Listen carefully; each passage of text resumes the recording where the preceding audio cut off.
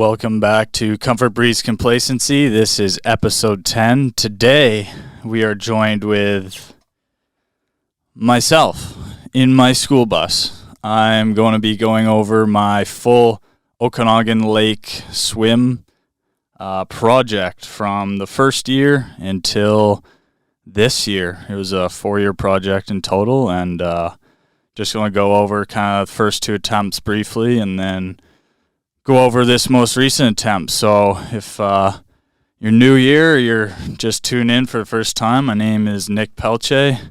I'm an ultra-endurance athlete and adventurer based out of Kelowna, British Columbia, Canada. And right now I'm living in a school bus, so that's why I got my shirt off. It's pretty frickin' hot in here. It's like an oven when the sun beats down on it, so going shirtless. Gotta keep the sunnies on for ultimate protection, but yeah, I guess just starting off with this project goes back to 2020 during COVID. I was actually living in this school bus again, not planning to. I had just left a house with my roommates and had a couple months before I got into another house with my other roommate, so I ripped the bus for 3 months, and during that time, it just so happened to be COVID when everybody was on full lockdown and everything like that. And I know a lot of my triathlon friends during that time were doing like a lot of cycling and running, whether it be indoors or outdoors, like social distancing from everybody. But at that time, I also had a knee injury. So not only was I trapped in my school bus, I was kind of limited with what I could do. So I bought a paddleboard off my coach, and I would go every day on my paddleboard to the lake and sit on a cooler and then just paddle on the lake. Nobody out there, just me in the middle of winter. But I really got to start to feel out the lake then and there. I lived in Kelowna. I moved from Calgary right after high school for collegiate baseball, and I played on the Okanagan College Coyotes baseball team, and then had a lot of concussion issues. Wasn't fair to me or the team. Couldn't play the way I wanted to, but I still had a will to compete and a burning fire to compete. So I got into triathlon because my dad, he had done that throughout his whole life, and I used to run as a kid and swim as a kid and cycle as a kid, and had all this base coming up, even though I played baseball and all these other sports throughout high school and everything. But yeah, I got in with his coach and got in with a pretty awesome training team, the best juniors in the country, and Brock Hole was going to hopefully be going to Paris for triathlon and training with these world-class guys and doing the same training as them every day. And I realized that wasn't going to be me going to the Olympics, so I did some more endurance training and everything, but I did a cycle trip across America, which my dad also did right before I was born. So I did that. It took me 50 days from San Francisco, California to Old Orchard Beach, Maine, and that's kind of where I got my love for ultra-endurance sports. So while I was injured during COVID, living in my school bus, I'd get on my paddleboard and get out on the lake. And even though I'd been living in Kelowna up to this point, it was probably 3 years-ish, 3 or 4 years. I'd never really been out into the lake. Obviously, been out like one or two times on a friend's boat or something, but never really got to feel the intimacy of like how calm it can be on one side of the bridge and just how angry the lake can be on the other, and just complete yin and yang, just complete opposites, but working together to make such a beautiful lake and an environment. So just being out there, spending lots of days on completely glass lakes and on the rough lakes and paddling and battling out there and just getting a feel for it. That's kind of where I started to get the idea to challenge myself on this lake. And then I remember going with my buddy Ken and my buddy Malum. We grabbed some kayaks from Malum's house, his parents' kayaks, and we just drove to Vernon one day. I dropped my car at the bridge in Kelowna, and then we drove his truck to Vernon the three of us, or his car to Vernon, and had the kayak strapped to the top, just a complete rig going down the road. And our goal was to paddle from Kin Beach in Vernon to the bridge in Kelowna. So I think it was 45 kilometers was going to be the kayak. At that point in time, I was just getting into ultra and everything. I hadn't even ran a marathon yet. Never even ran a marathon, about to paddle one. So I was about to paddle one, and we loaded up. It was, I think, March, so it was freezing cold still ice on the water when we went into little like ice crisps on the water when we went in Kin Beach, and started heading down towards the bridge. And Malum made it about, I think, 16 kilometers and pulled off. He said his ass was too sore to keep going. So, bro, my fucking ass, dude. I can't feel it, bro. Like, if anybody ever asks you to go on a kayak longer than 5K, say, God, no, dude. It was the worst experience of my life. Never doing it again. Oh, Ken and I, we still got a ways to go. Ken and I kept going, and it took us, I think, 12 and a half hours to get to Kelowna. And we were lucky that day. We had, going by Bear Creek and everything, we had a nice tailwind. So, but it was like starting to time those swells and everything. We had low riding kayak, so if we went over in the middle of March, like, we were pretty rough shape, I guess. It wasn't the smartest thing to do, but we got it done. And that's kind of where this whole seed was planted in my mind. I was thinking, man, it'd be cool to do the whole lake, like probably paddling it. I was thinking I have a packraft, which is like an inflatable little Zodiac looking thing. It's about the size of a kayak. It just folds up into a bag and you blow it up. But I was thinking about doing that and paddling the whole lake. And I thought, man, I just did half of it. Like, it'd be a challenge, but I think like I could probably do it decently easy, relatively easy. So I wonder about swimming. And then that is where everything started. And I started looking online, has anybody swam Okanagan Lake? And Google showed me that only one man ever has swam it continuously in one shot. His name is Adam Ellenstein. He did it in 40 hours, 57 minutes, and 11 seconds. And right when I saw that, I thought, man, it's cool to have a challenge where not very many people have done it. It's awesome to do triathlon races and all these things, but I really want to be in the business of doing like firsts, so being the first person to do something, or being like one of few to do a certain feat and maybe try and do it quicker than the person prior to me. So when I saw that Adam had done it in 40 hours, 57 minutes, and 11 seconds, I thought that's going to be my goal. So I talked with my coach Luke here in Kelowna, Balance Point Racing, and he helped me with a plan and everything, and just planning out what my training schedule would look like and the date that we were going to do it. At this time, pools have been closed in Kelowna, as everywhere. Everything was shut down because of COVID, so I couldn't get in pools to train. So we were more or less waiting until it was warm enough for me to get in the lake to start training. And he figured I needed probably 3 months of solid training to get a good enough base to whereas I could do this, not get injured, and have a shot at the record. So I got started training probably in June-ish. We figured that September, I think it was the 4th or the 1st of September, very early September was going to be our go date, because that's kind of the edge of where I had the most amount of training, but it's starting to get pretty cold in the lake by then in the evenings and all that. So it was early September when our goal date was, and I just set up a plan. It was 3 months of training, and it required me to start pretty slow and then build up. So I got up to, by the end of it, probably doing 4 9-kilometer or 3-ish hour swims in the lake per week. And then in between those are like every next day. And then in between those, got up to just an hour swim. And then I was also running and doing some cycling and a little weightlifting here and there, but it was mostly the swimming. So looking at around probably like 34 40-ish kilometers a week at that point in time.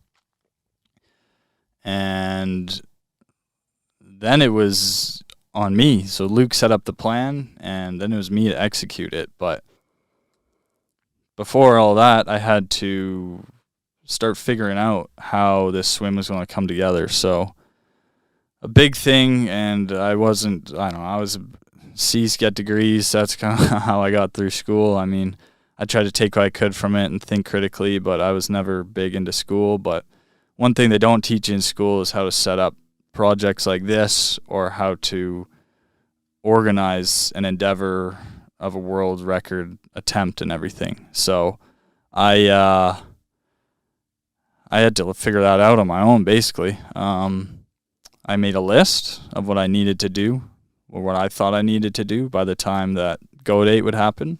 And I just started checking things off. So first thing I wanted to do was get a charity to raise money for. And I landed on Brain Trust Canada.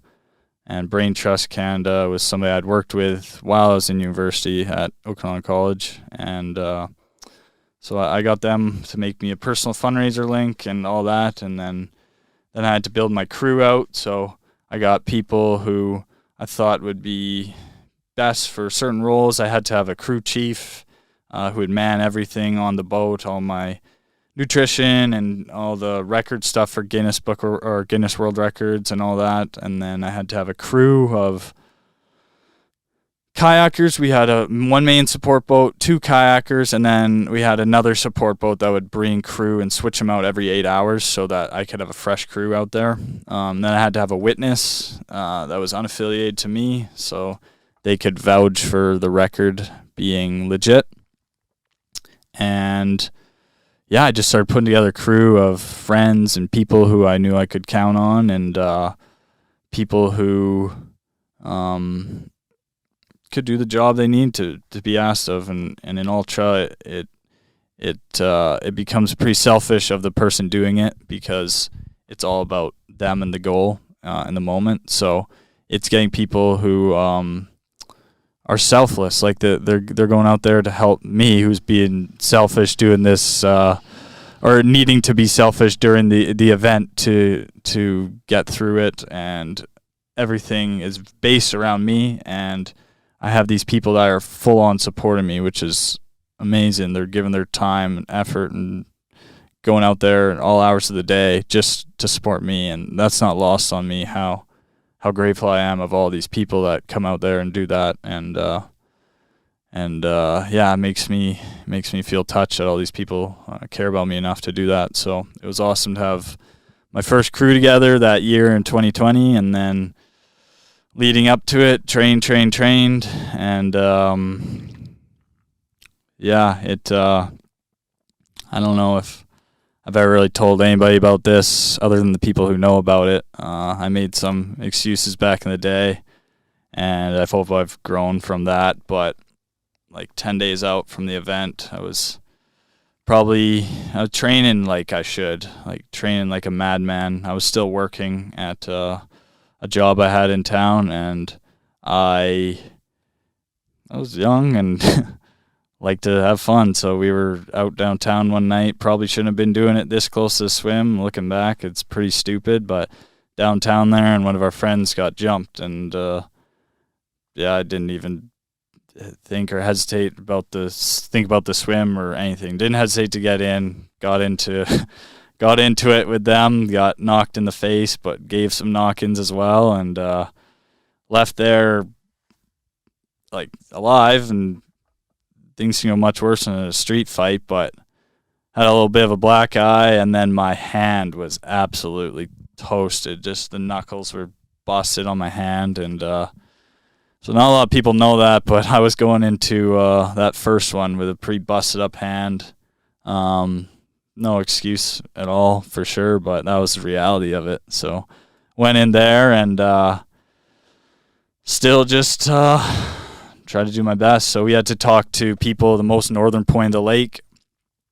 There's a house there that has been through a few different owners at this point in time, but at the time I had to go and just cold call them on the door and say, hey, I'm doing this thing. Would I be able to start here? And they said, yeah, hell yeah, let's do it. And so I drove my bus out the night before the event, and well, obviously I talked to the people like a month before to make sure I could do it. But on the day of the event, I drove out the night before, got my bus there. I just wanted to be on site, getting ready, and then the morning of, my crew came in the support boat down the lake, and we were trying to start, I think, at 4 or 5 a.m., and they were ripping down in the support boat, and they hit, like, seaweed or a sandbar or something, and went, like, everybody went flying, coming in, and I was thinking, like, oh, boy, like, oh, man, I probably could have planned this a lot better, and, like, this, I wasn't sure, like, we were there late because of that, because they had to go slower down, and I was thinking, oh, just, like, worried about stuff, and I just thought, man, I'm going to be in the lake the same amount of time regardless, so it doesn't really matter when I start. We were hoping to do it, so when I started on the first day, I go the full first day through the full one night, and then the whole second day, and then you race the sunset into the finish is basically the plan for the around the 40-hour mark was our goal, sub 40. So we got there, the boat got there, and I got suited up and read my introduction for Guinness, and off we were. I mean, it was trudging through some pretty gross mud at the start, and just going down that most northern part of the lake by the reservation and all that. It's a 13-kilometer stretch. It's pretty still water, and you go before it splits off into where the two sides come from Vernon. So I was heading down there, and I just remember thinking, like, you're in it now. It was so much stuff getting to the start of it, and planning and everything, and a lot of it was on my back because it was my project, and I was doing a lot of it alone. And yeah, so off we went, and I remember thinking about, like, man, if I did this, like, maybe I could get on Joe Rogan and stuff like that, and thinking, like, man, I'm in it. Like, I'm actually doing it. I've talked about this for so long and thinking about it, and here I am doing it. I remember before I had even got anything planned or that, I was kind of dabbling with the idea earlier in the year. I remember telling a few people, like, oh, I'm thinking about doing this and this. And then it got to the point where I told so many people, I hadn't even planned it yet, but I told so many people about it. They're like, oh, when are you doing the swim? I was like, oh, damn. I remember standing in the shower one day and just laughed to myself, thinking, holy, man, I'm actually going to have to do this thing. And then, so definitely nervous getting to the start, but it's definitely like a deep breath and like a breath of fresh air and weight off your shoulders once you finally get going, because you've done all this work to prep, and here you are at the start. So I remember going through, I'll do like a quick recap on this one. I went through basically the full first day. Everything was going great. Training felt great. Like, body felt great. Crew was coming in, switching out. It's always nice to have new faces out there. And then I remember feeling a little bit of hot spots in, like, my shoulder area underneath my armpits because I had a wetsuit on. And I'd put Tri-Glide and stuff that I put on any of my training swims that got up to like 10 kilometers at that point in time. And as the night went on, it started getting darker and colder, and then here we are. And to me, it felt like it happened like that, like a snap of the finger, so fast. But obviously, it built up over hours and hours. But I got to the point probably around 20 hours in where I was in a bad way with my back, with chafing, with everything.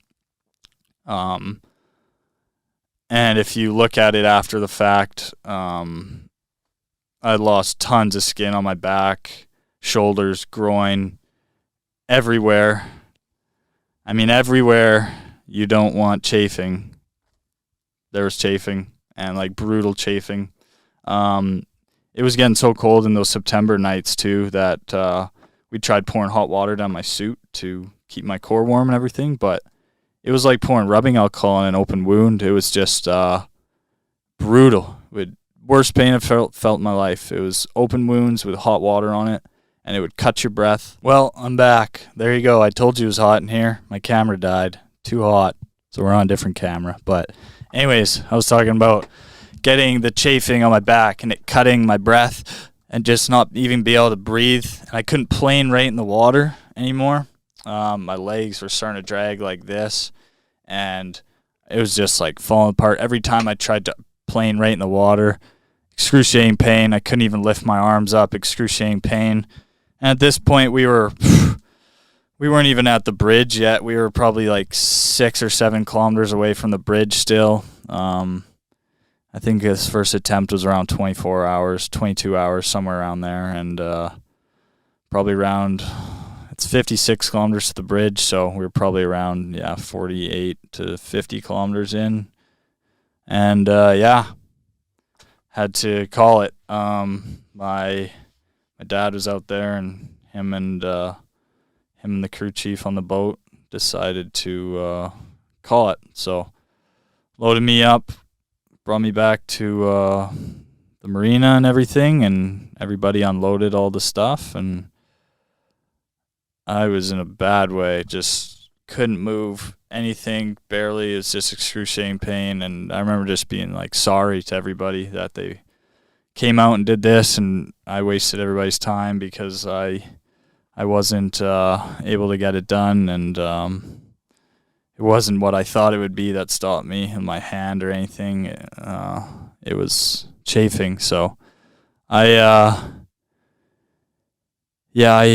thought chafing would be a possibility. Like, you always think in ultra stuff, but I remember even talking to my coach, and he was afterwards like, I've never seen that. Like, I didn't know that was possible either from the wetsuit. Like, it took all the skin off my back and my sides, and then the recovery from that was pretty brutal, because every night I go to bed, I had to pick which side I wanted to sleep on to like tear my wounds off. Basically, I had them covered up, but even with that, when you had to change the dressings and everything and tear off your back, and it's just brutal, man. And that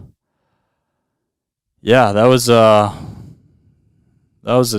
tough one to get over, because up until that point, everything I'd kind of done or taken on, I'd been successful in. And going into that one, I had nerves, but there was not one doubt in my mind that I'd be able to do it. I think that was the first time I've ever really been humbled as to where this actually could be a possibility, that I need to do more training, or I need to figure out a way that I can get through this thing that I hadn't thought of before, because I've been confident in my abilities, my mindset, and everything. But little did I know, this was just the start of me having to work through a bunch of things on this project. So during that off season, I was still in Kelowna, and I worked on a number of different things. I think that year I did a run around the lake in Kelowna. So from Kelowna around the top of Vernon back to Kelowna, it was 140 kilometers. That was my first big ultra run, I guess. I did an ultra run before I actually ran a marathon. So that's one thing I like to do with mindset and stuff, is I like to obviously do it safely. I'd been training a bunch up until that point, and I had good base and my muscles could handle it, but I skipped a distance in the middle. So instead of going half marathon, 50K, and then work my way up, I lied. I had run 150K before that. So 50K was the longest run I'd done before that.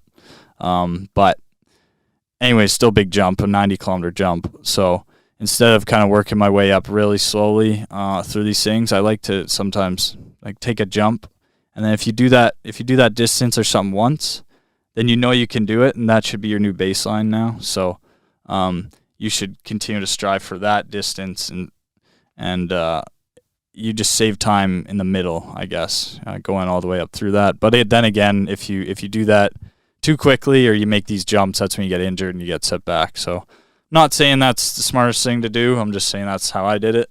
And I think there is some value in knowing that you can do something, and then proving that to yourself, and then having the confidence in anything up until that point. So,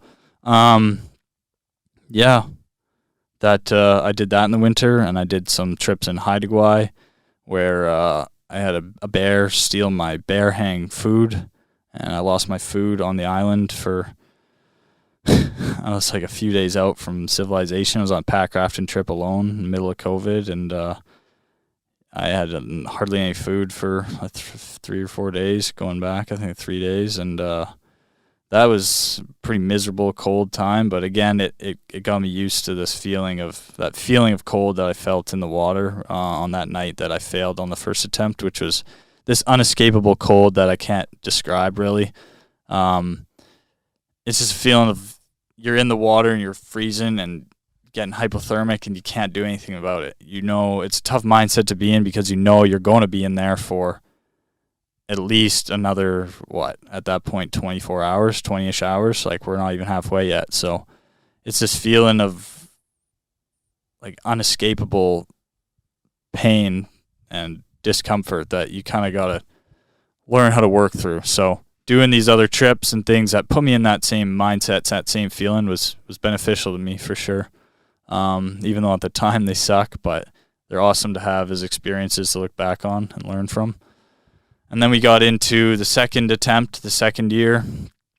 Again, did a lot more training, learning the things I had from the year before, and then getting into same type of thing. A lot of it, once I did it that first time, was it was like the way was kind of paved. So I had the same schedules. I had the same, because we were using the same, that stuff. Nothing was wrong with our plan, my logistical plan. So different people had to mix in, obviously, because of work and life and everything, and had different crew, or lots of the same members, but different crew, but the same schedule and everything. So this year the second year I decided to go with, if people were inspired by the swim, to just pick a charity and donate it, and just kind of say it was motivated by my swim. So that was pretty cool. I think we raised on the second one like 24 or 25 different charities.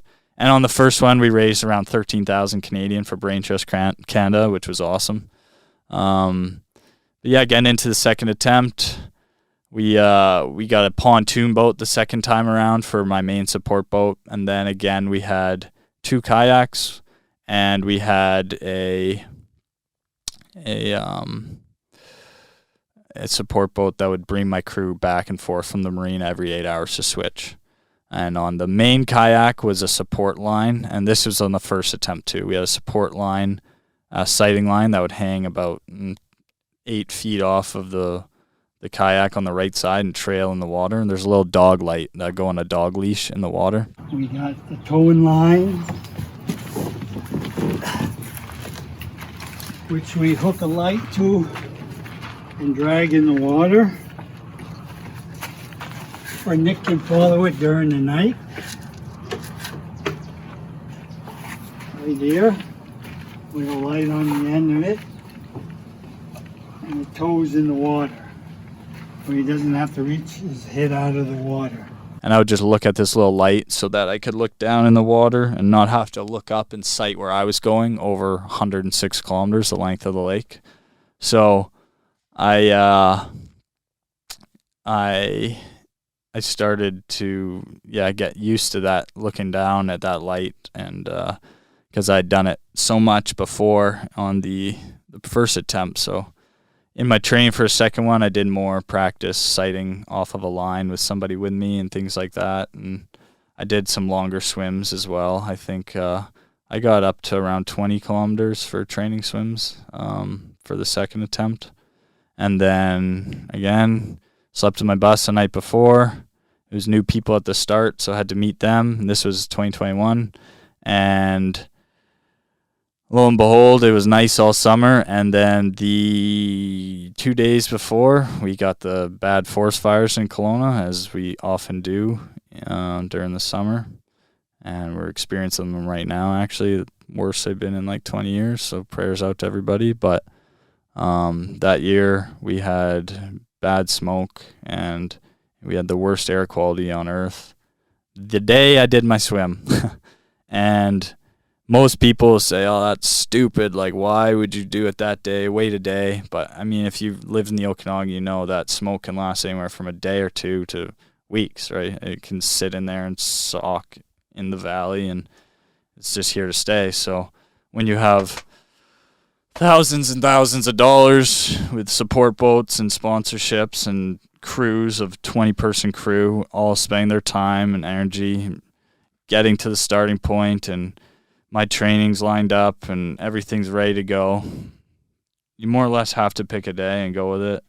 Obviously, the biggest factors are the wind and the water temperature. So if you have a headwind, it's pretty hard to fight through that. So we're and over the 40 hours or however long the swim would take, you're going to have bad weather and things are going to go wrong over a swim. But it's just doing everything you can control up until that point, and then when it's go day, you just have to accept what your fate is. I like to say you accept and make peace with your current situation. You'll gain the ability to identify gratitude in any scenario throughout your life, good or bad. So day of the swim, and we knew it was going to be like this, but bad smoke, couldn't see barely 100, 200 meters ahead of you, which made sighting a lot harder. We had a Garmin on the sport kayak that they're following a line that we had uploaded onto it, the route, but basically no sighting at all. You're just going off whatever's ahead of you, which is the water, and then there was a lot more zigzagging going, but yeah, as well, that water had a water ban on it because of E. coli levels. I think 100 parts per milliliter is like the limit. You don't want to be anywhere around that swimming. And when I did it was 20,000. So I'm literally swimming through, for no better word, like cow shit at the start of this swim. There's cows that muck around there, and geese and birds, and it's literally just muck and grunge, and you can taste poop in your mouth when you're swimming. So it was the best of both worlds, really. I mean, I had my face in the water tasting shit, or I was breathing smoke. So I mean, it's a hell of a day when that's what you choose to do, but I chose to do it. Nobody was making me, and there we were. So second attempt started. Sink or swim, baby. Let's go. Talking, yeah.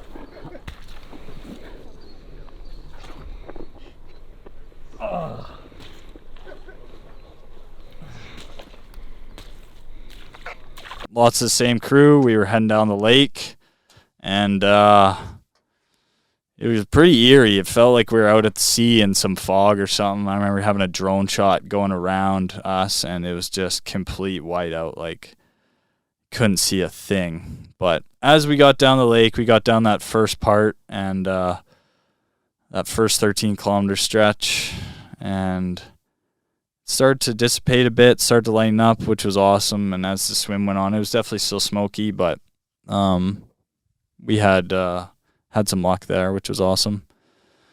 And then, yeah, again, I'll keep this one a bit shorter, but went down the lake and started, yeah, everything seemed to be fine, and I started feeling a little bit of a tinge in my left shoulder, probably like 12, 13 hours in, and then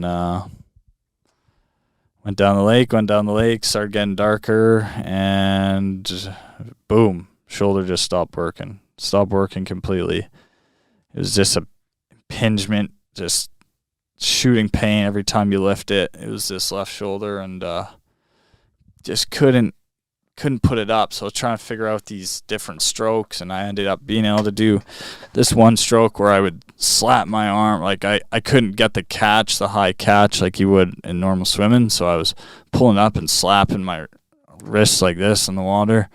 And over time, my wrist was getting more and more swollen, and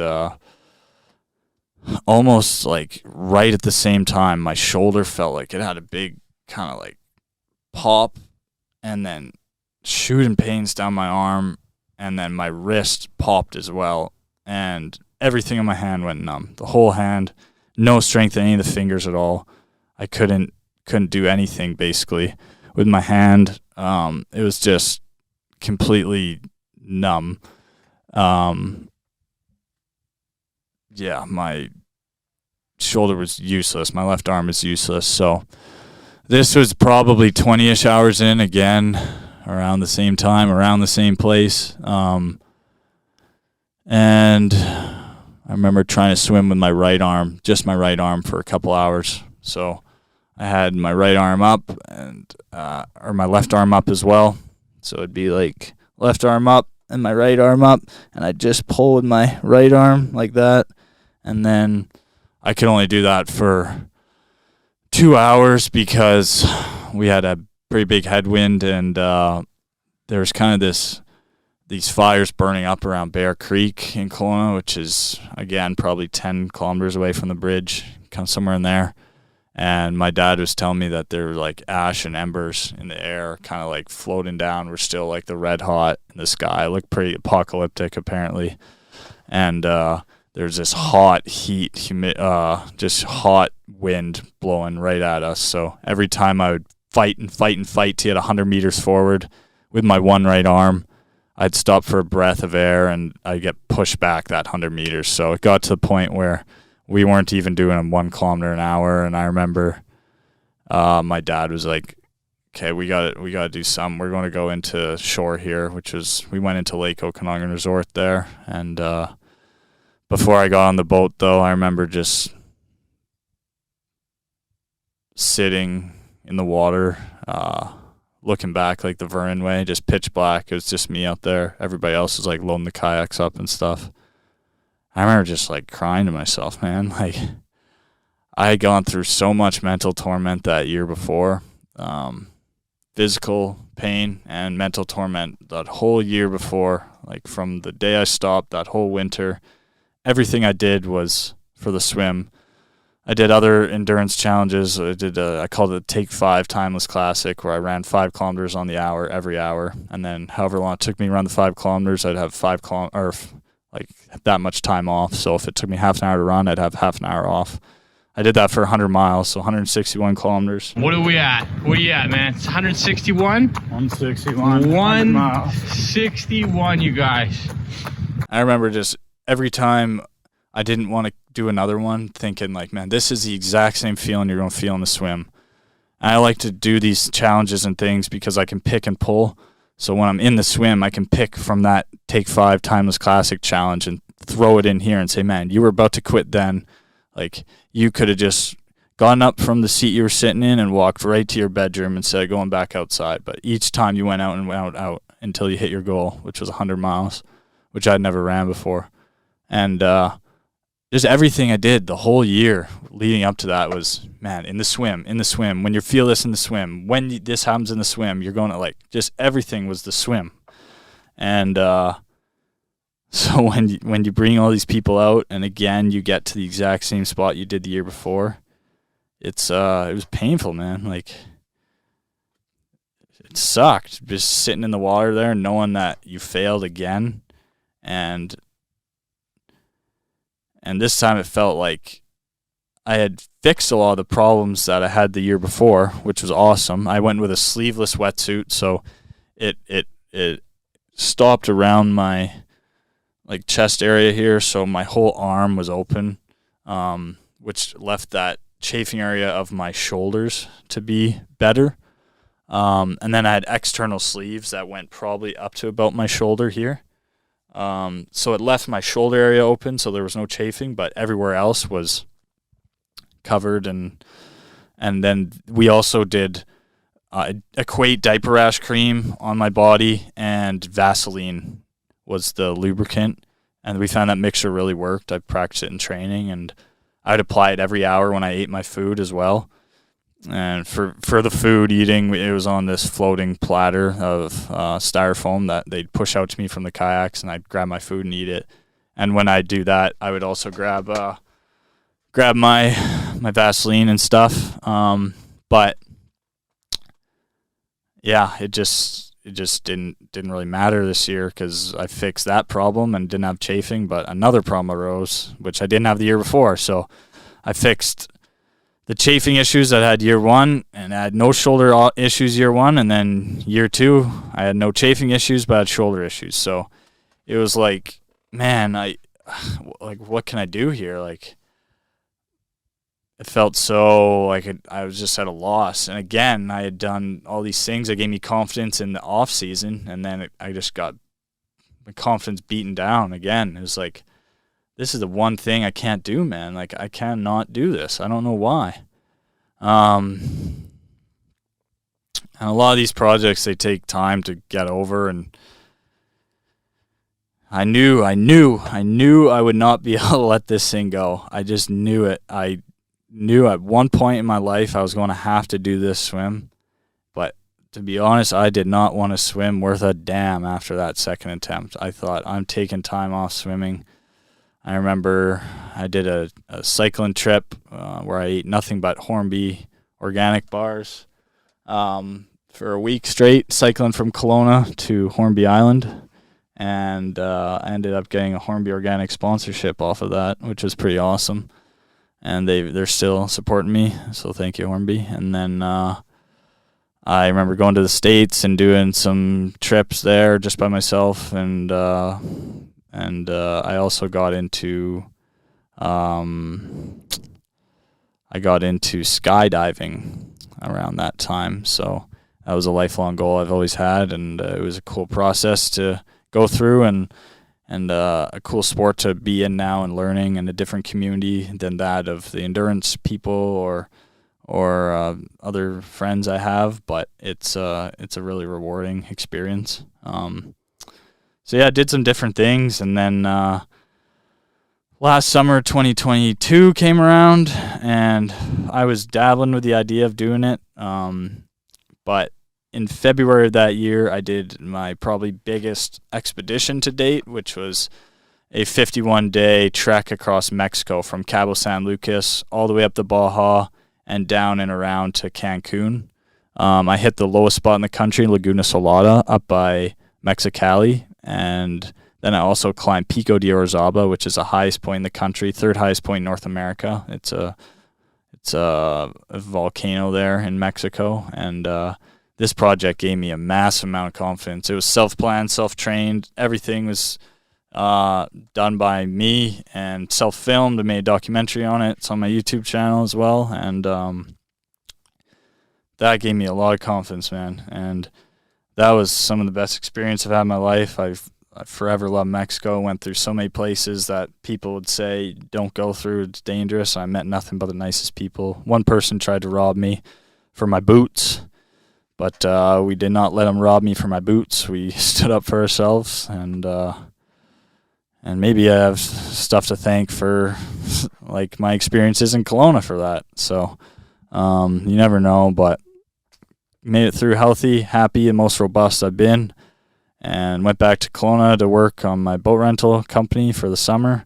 And I got pushed off the road by a car while I was cycling into the ditch and smashed my foot, and got x-rays and misdiagnosed, nothing wrong. And then I got an MRI about a month and a half later because I could not walk. I just was excruciating pain, like couldn't do anything. Found out I had a Liz Frank fracture in my right foot, which is, if you don't know, it's a pretty brutal fracture to have.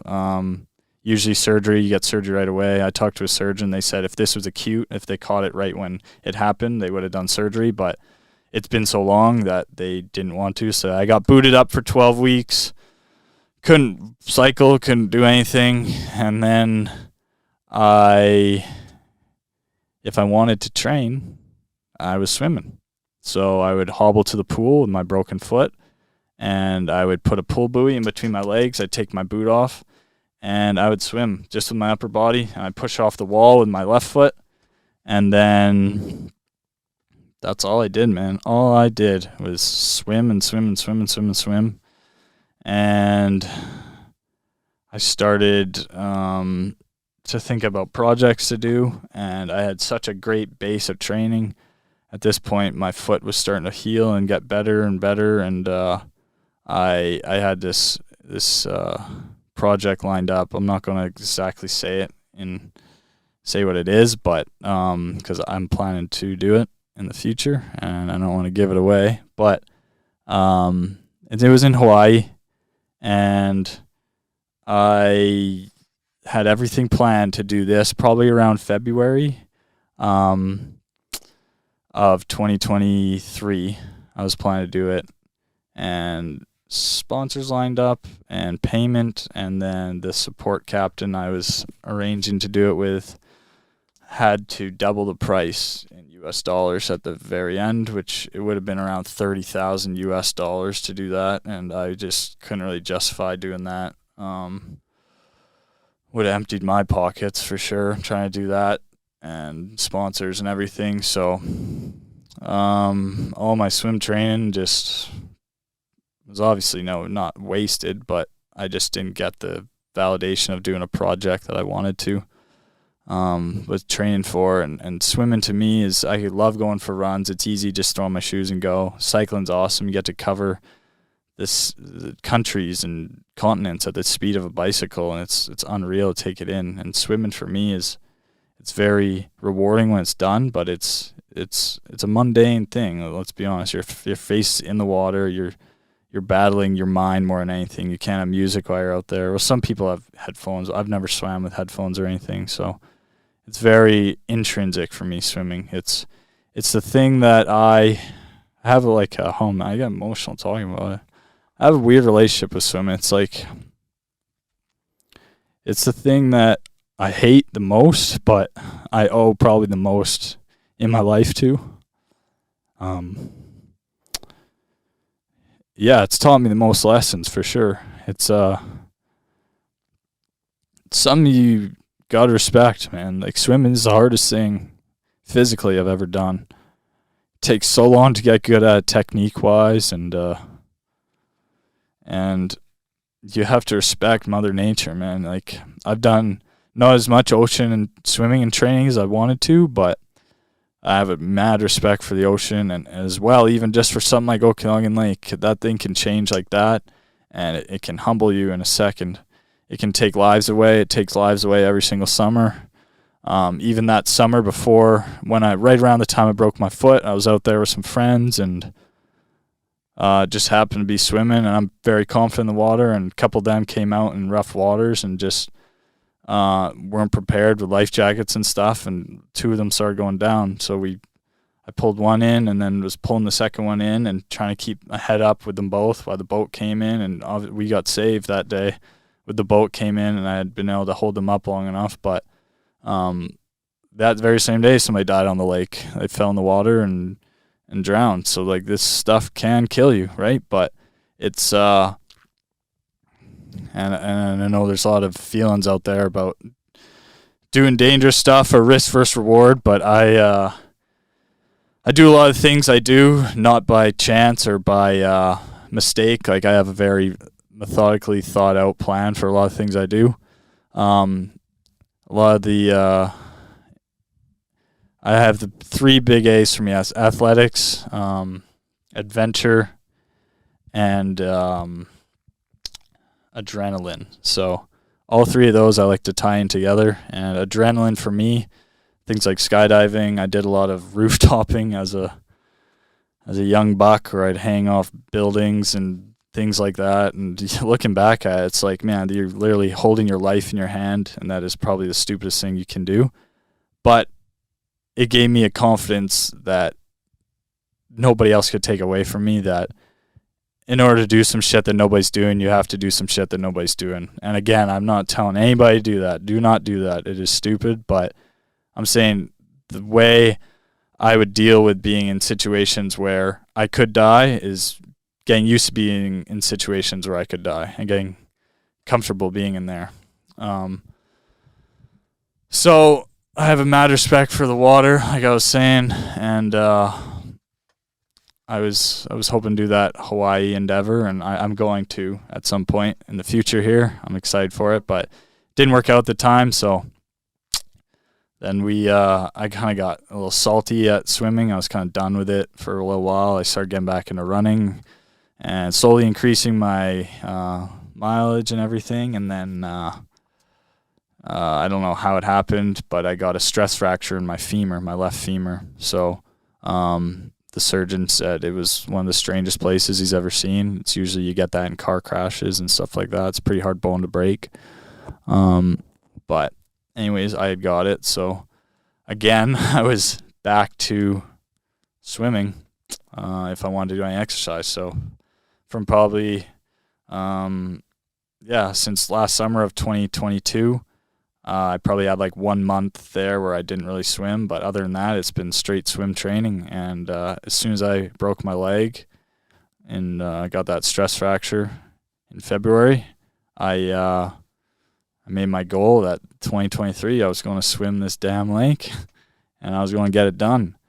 And at the time, throughout that winter, I was doing a firefighting course, getting my NFPA 1001 and 1076 or whatever the hazmat one is. So it's your basic firefighter training and your hazmat training. And so I did the online course for that. I was supposed to do my practical in person. It was 2 weeks on, 2 weeks off, 2 weeks on. So a month of total time over a month and a half in Onaway, Alberta, the Canadian Fire Rescue College. And I couldn't go because my leg was injured. So I got all that pushed to the summer, and all I did was train throughout the winter. I started this podcast, did a few other things, went to a few trips I went on, and but swimming was my main priority. I'm telling you, man, this bus is hot. It keeps overheating my cameras. But anyways, like I was saying, swimming was my main priority throughout that winter, and then summer came, started up my boat rental company again because it's seasonal, and Rock the Boat Rentals. Shout out. And anyways, by the time that summer came around, I was starting to plan this swim again more seriously. Obviously been planning on it, but like getting to the logistical part of it, but been training hard throughout the whole winter. I remember doing a training session in the winter where I did basically like 1 kilometer every half an hour. So I do like 20 minutes swimming, 10 minutes off, 20 minutes swimming, 10 minutes off for a full day. I did like a 30-kilometer swim in the pool that day. And I remember just getting like some good confidence in me, being like, hell yeah, I'm getting back, like getting this feeling back. It was probably the longest swim I've done other than the 2 big attempts that I've had the previous years of 2020 and 2021. So it was cool to see that progress and the training level that I was still able to hold. Then we got to the summer, and I had to do this firefighting up in Onaway. So it was an awesome experience to go up there and do this and learn experience and meeting different people and gaining crews and friends up there and everything. But while I was there, I was in a spot where I couldn't swim. And leading up to a swim attempt like this, I remember like talking with my coach Luke there and everything, and he was saying, yeah, you probably need to like hold around 40 kilometers a week at the minimum to get the amount of training structure you need in your shoulders, your ligaments, your tendons, everything to be able to be healthy enough to complete something like this, so that what happened last time with your shoulder doesn't happen again. And I was doing tons of work with tubing and trying to strengthen like internal rotation, external rotation, your rotator cuff, doing all sorts of stuff, stabilization, shoulder mobility, just everything I could to combat the issues I had in the previous years and use all that information that I've gained from the previous attempts to my advantage in this one, the 2023 attempt. So, I went up there for firefighting, and it was around 2 weeks the first time. I didn't get any swimming in, but I met buddy Apollo, who used to be an Army sniper, and him and I were ripping the card push-up workout where you flip a card and do the amount of push-ups and then hop on your back and do flutter kicks times 4 for the amount of the card was, and just run through the deck with that. And I was running up there with him, and I was doing lots of tubing each night off the fire engines and everything, and just trying to do anything I could to keep some training level up. And then got back to Kelowna, did some good solid training, swam around Wood Lake, swam Lake Kalmalka, did lots of training there, and then I had to go back out to Onaway, which was honestly, it was the month before the swim attempt. My swim was starting on August 1st, and I was out in Onaway the first 2 weeks of July, and that was really nerve-wracking to me because at this point I had put a reel out online on Instagram, and it got, right now I think it's at 1.4 million views, and my account went from 1,200 followers to I'm just around 20,000 followers now, and it got quite a lot of publicity, and I got more sponsors for the swim. I had obviously my personal sponsors of Hornby Organic and Koros Canada. Shout out Koros, the watch brand.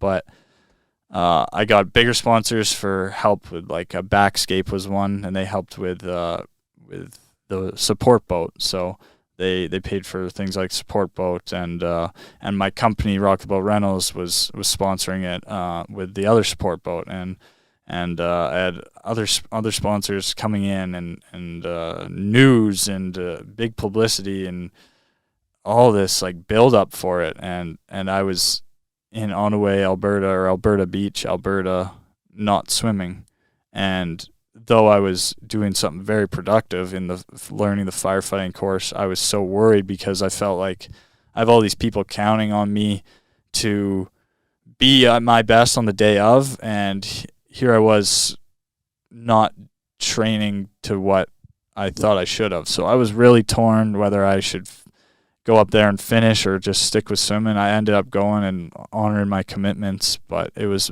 weighing on me heavy, like some long days, and you just get done. And we were lucky the second time I was up there. I was in Alberta Beach, and I was able to go swimming in Alberta, or Lake St. Anne there, but I only did one swim because it's so musty and gross, kind of, that water, if you've been up there, and there were dead seagulls floating in the water beside me, and I just didn't want to get a bacterial infection or something like a couple weeks before the swim, so I chose not to swim there. But I was doing anything I could, man, using old fire hose to do battle ropes outside the station, and like I had borrowed a Vesa trainer from my coach Luke there, and was just practicing pulling, like going through a swim stroke as much as I could, but I could only do that for so long for my shoulders. Felt like they're wearing out. It kind of stresses them different than swimming. So yeah, man, it was tough, like feeling like you're not doing what you're supposed to be, and then that didn't give me a lot of confidence going into the swim because I'd failed it before when I was just doing nothing but swimming, and here I was having an awesome swimming season and off season and doing a lot more than I had the years before, obviously, but here I am a month out and I'm not doing what I'm supposed to. And I'm a huge UFC fan and Sugar Sean O'Malley fan, and he just won the title, and I remember him talking on his podcast about how he wasn't able to do grappling or anything for 6 weeks prior, and how it feels not confidence inducing that you aren't doing what you're supposed to be because your body won't allow you to. And in my situation, it wasn't my body, it was just my circumstances and prior commitments. But I didn't have a lot of confidence, to be quite honest with you. But all I had to fall back on was the mindset I built over doing things like my America ride, my Mexico ride, these 100-mile runs, these other swims, these putting myself in situations where I can die, just having all these things come together. That's all I had to go off. So I had to go off the training I had, the muscle memory, the thing I'd built, the structure, and then I had to go off my mindset, which I felt like I've forged over the past kind of 5 years I've been in endurance sports. But yeah, man, leading up to this swim, I was nervous. And I built my crew, and this year in my crew, a couple big players that had helped me in the previous, they had prior commitments, so they couldn't be there. Luke and Stacy, my crew chiefs in the previous, but I got Jackson Jerome, Action Jackson. He filled in as the crew chief this year, and what a guy. Like, he helped a lot with this project, and I flew my brother-in-law Dave out from Maine, so I had some family out here from in the States, and I got a lot of people that had helped me in the swim before, obviously tons of Kelowna friends and people, but then bringing other friends that I know, like my buddy Spencer, he came out, and just people who I knew I could count their mindset. They may have not been like expert kayakers or been endurance athletes themselves, but I know I can count on them because I've trusted them in the past, and they've been there for me in moments that I've needed them to be. So that was kind of how I built my crew this year. It wasn't based off who's the best at this role. It's who's the best person that I could find and that I know I'd be able to count on. And I slotted them in. So my crew was fucking awesome this year. And I can't thank any of them enough. Like, yeah, man, they helped me a lot this year. They did a lot for me. So built that crew out, used the same damn document that I've used for the past three attempts. I have a swim logistics Excel sheet where I built the order that everybody would come out in, and built everything like that. So used the same damn sheet, just edited the year, edited the names, and built that out. And we're sticking to the same format where we'd have crews come in and out and switch every 8 hours. So it was pretty awesome though. Gaining all that support before from online, and then doing all these interviews and everything. And I chose CMHA of Kelowna, Canadian Mental Health Association of Kelowna, to be my charity. I know, going through things I've been through as far as endurance and everything, and I know how much mindset plays a factor. It's probably 90% of it, to be quite honest, if not 99% of it. But I know how your mind can also betray you. So I've had a lot of dark times personally, so I know how important it is having people you can talk to and having that support. So that was the charity I chose, and it was as simple as, hey, I'm doing this thing. Would you guys be interested in making a fundraising link for me? And they say, hell yeah. So we did that, lined it up, got all the logistics ready. No fighting downtown this time. Got pretty straight and narrow, I guess you could say. And then about a few days before, my parents came into town from Calgary, and we got an Airbnb together because I've been living in my school bus. So it was nice to be able to get a shower that wasn't at the pool and kind of sleep in a little bit of AC and live in the life of luxury. And yeah, man, just got ready. Dave flew out from around Boston area, Old Orchard Beach, Maine, and he helped my dad and me and my mom get everything ready, put the sponsors' logos on the kayaks, and get the kayak set up, get our support boat, get that all set up. They rigged up a little bathroom that was a Home Depot bucket with a toilet seat on it. The luxury bathroom for the crew here. Good luck, boys. They rigged up like a canopy for the support boat, pontoon boat and everything. And then that day before, it feels like when I make that list of what I need to do, there's so many things. And then it feels like the day before, up until the hours before, is when everything finally comes together. You look at the list and there's 3/4 of things left to do with 1 day left, and you say, holy, like, am I going to be ready for this thing? And then that last day is super busy.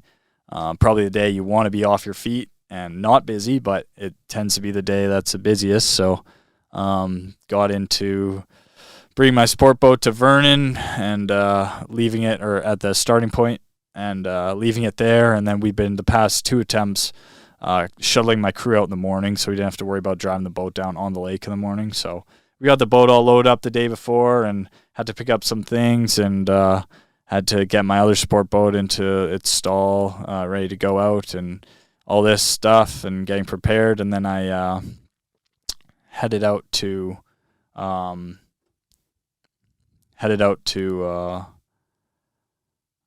Vernon in my bus that night. By myself, every other year, my parents have stayed out there in their vehicle next to me, but this year I just said, everybody come out in the morning. I got shuttles to bring people out at 2 a.m., be there for 3 a.m., but I wanted to go out alone this year, so I took my bus out and parked it on the nice people's property that let me start. And that night before it's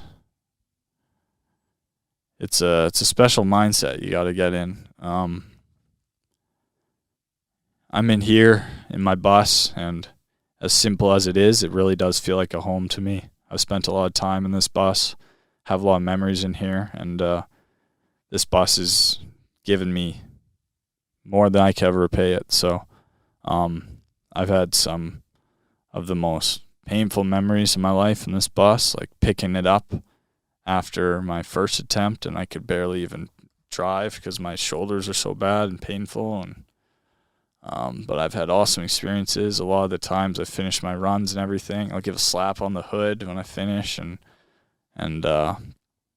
this bus is pretty special. The bus, and all my friends and family know the bus, and it's a staple. So spending the night in here alone the night before is always just try and get your mind right and breathe and relax. And I got hundreds of messages the night before, and I'm trying to answer everybody, but I appreciate the support. But at a certain point, you got to kind of just let all that go and dial it in and get ready. And I didn't get much sleep.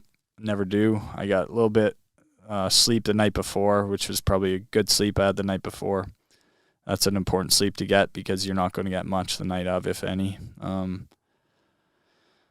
I did some rolling out, some used my massage gun, just getting mentally prepared, and I had taken care of all the tasks I kind of needed to, and it was just hanging out. So I was planning to get up around 2:30 a.m. I think I went to bed around 11:30. So probably only around 3 hours of sleep, if you can call it sleep, just kind of laying there. And I remember thinking, you get so nervous before this that I almost don't even want to do it. Like, I have this sickness feeling in my stomach, and it's just you want everything to go right so bad. Like, you've put so much effort in and time and money, and but that's where coming mentally strong comes in handy, and that's what I train for, is to manage those feelings of emotion. And that's, like I said, all those previous experiences I had, that's what I had to lean on. And I got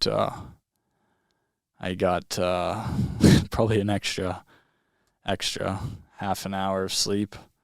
My crew didn't get there till 3:15ish, and then I remember seeing headlights on the window of my bus and getting out, and all of a sudden there they were, the whole crew. So some people hadn't even met each other yet. I hadn't even met a few of the crew members yet. I just talked to them online, and but I knew the kind of people they were, and I knew I could count on them. So I kind of did a bit of an introduction at the start, and then it was more or less the crew just putting their stuff on the boat and getting ready, and me just doing a little bit of a warm up, and then the documentary crew, the videographers, TMS Productions, who's been with me for this whole project. We're making a documentary, so stay tuned for that. Hopefully it'll be out around next summer. I'll keep everybody updated, but we have everything I've ever filmed from attempt 1 to attempt 3 over 4 years. So that was a big thing to have set and ready. So they have to come and film me getting ready and everything. So you equate diaper rash cream, and I always tell them, give me a minute. I got to do my lower half first. And this year I wore that sleeveless Rocco wetsuit again, same one I've used the year before. A new wetsuit, but same model and brand. So I went nothing under it this year, just completely nude. Whereas last year, or 2 years ago, in my second attempt, I wore a swimsuit underneath, just a little Speedo.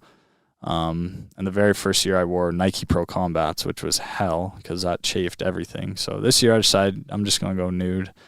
But you dig your hand into the Equate Diaper Rash Cream, you grab it, and then you just slap her on and just start rubbing everywhere you can imagine. Like I said before, everywhere. You don't want cream, there's cream. You put it all over as a base, and then I put Vaseline as my kind of lubricant on top of that. Naked, so I won't say everything, but this is kind of what we do to start lubing up. We put Equate diaper rash cream as the first base layer. Then we move to Vaseline. So that's kind of what we're looking right now. Look at those calves.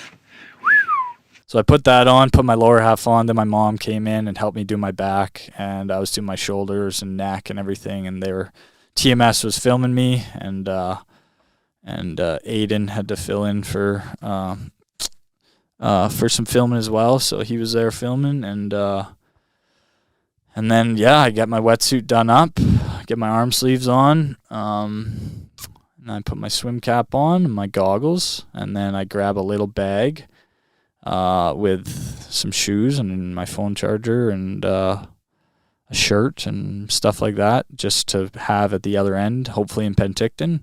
And the previous 2 times I didn't have it in Penticton, I had it in Kelowna, because that's where I got pulled out of the water. So I was hoping this time when I gave my bag to my mom that she'd be giving it to me in Penticton. And then once you get that wetsuit on, man, it's almost a good time to go. So started walking down the dock, and this dock that I've walked down now 3 times, and actually I'll just touch on one thing quick. 4 times if you count 2022 summer when I broke my foot. I took my packraft from the point in Vernon, where I start, the most northern point of the lake, and I paddled to Penticton. So what really started this whole thing off with my first kayak to the bridge, and then thinking I might kayak the whole lake, I did it in my packraft. Took me 34 and a half hours. When I got to the end, I couldn't even stand up. Like, I was trying to stand up, and my buddy Malum and Ken, they were there to pick me up, and he was filming me. I couldn't stand up and sitting for 34 hours. But that was a huge part of this project, because it allowed me to realize that, hey, I can do this whole lake in one shot. I can do it with my own power in one shot. I went through a full day, a full night, and then a full day again. Finish in the evening, which would be around the time of the swim, hopefully around 40 hours. So I was guessing this paddle was 20 or 34 hours.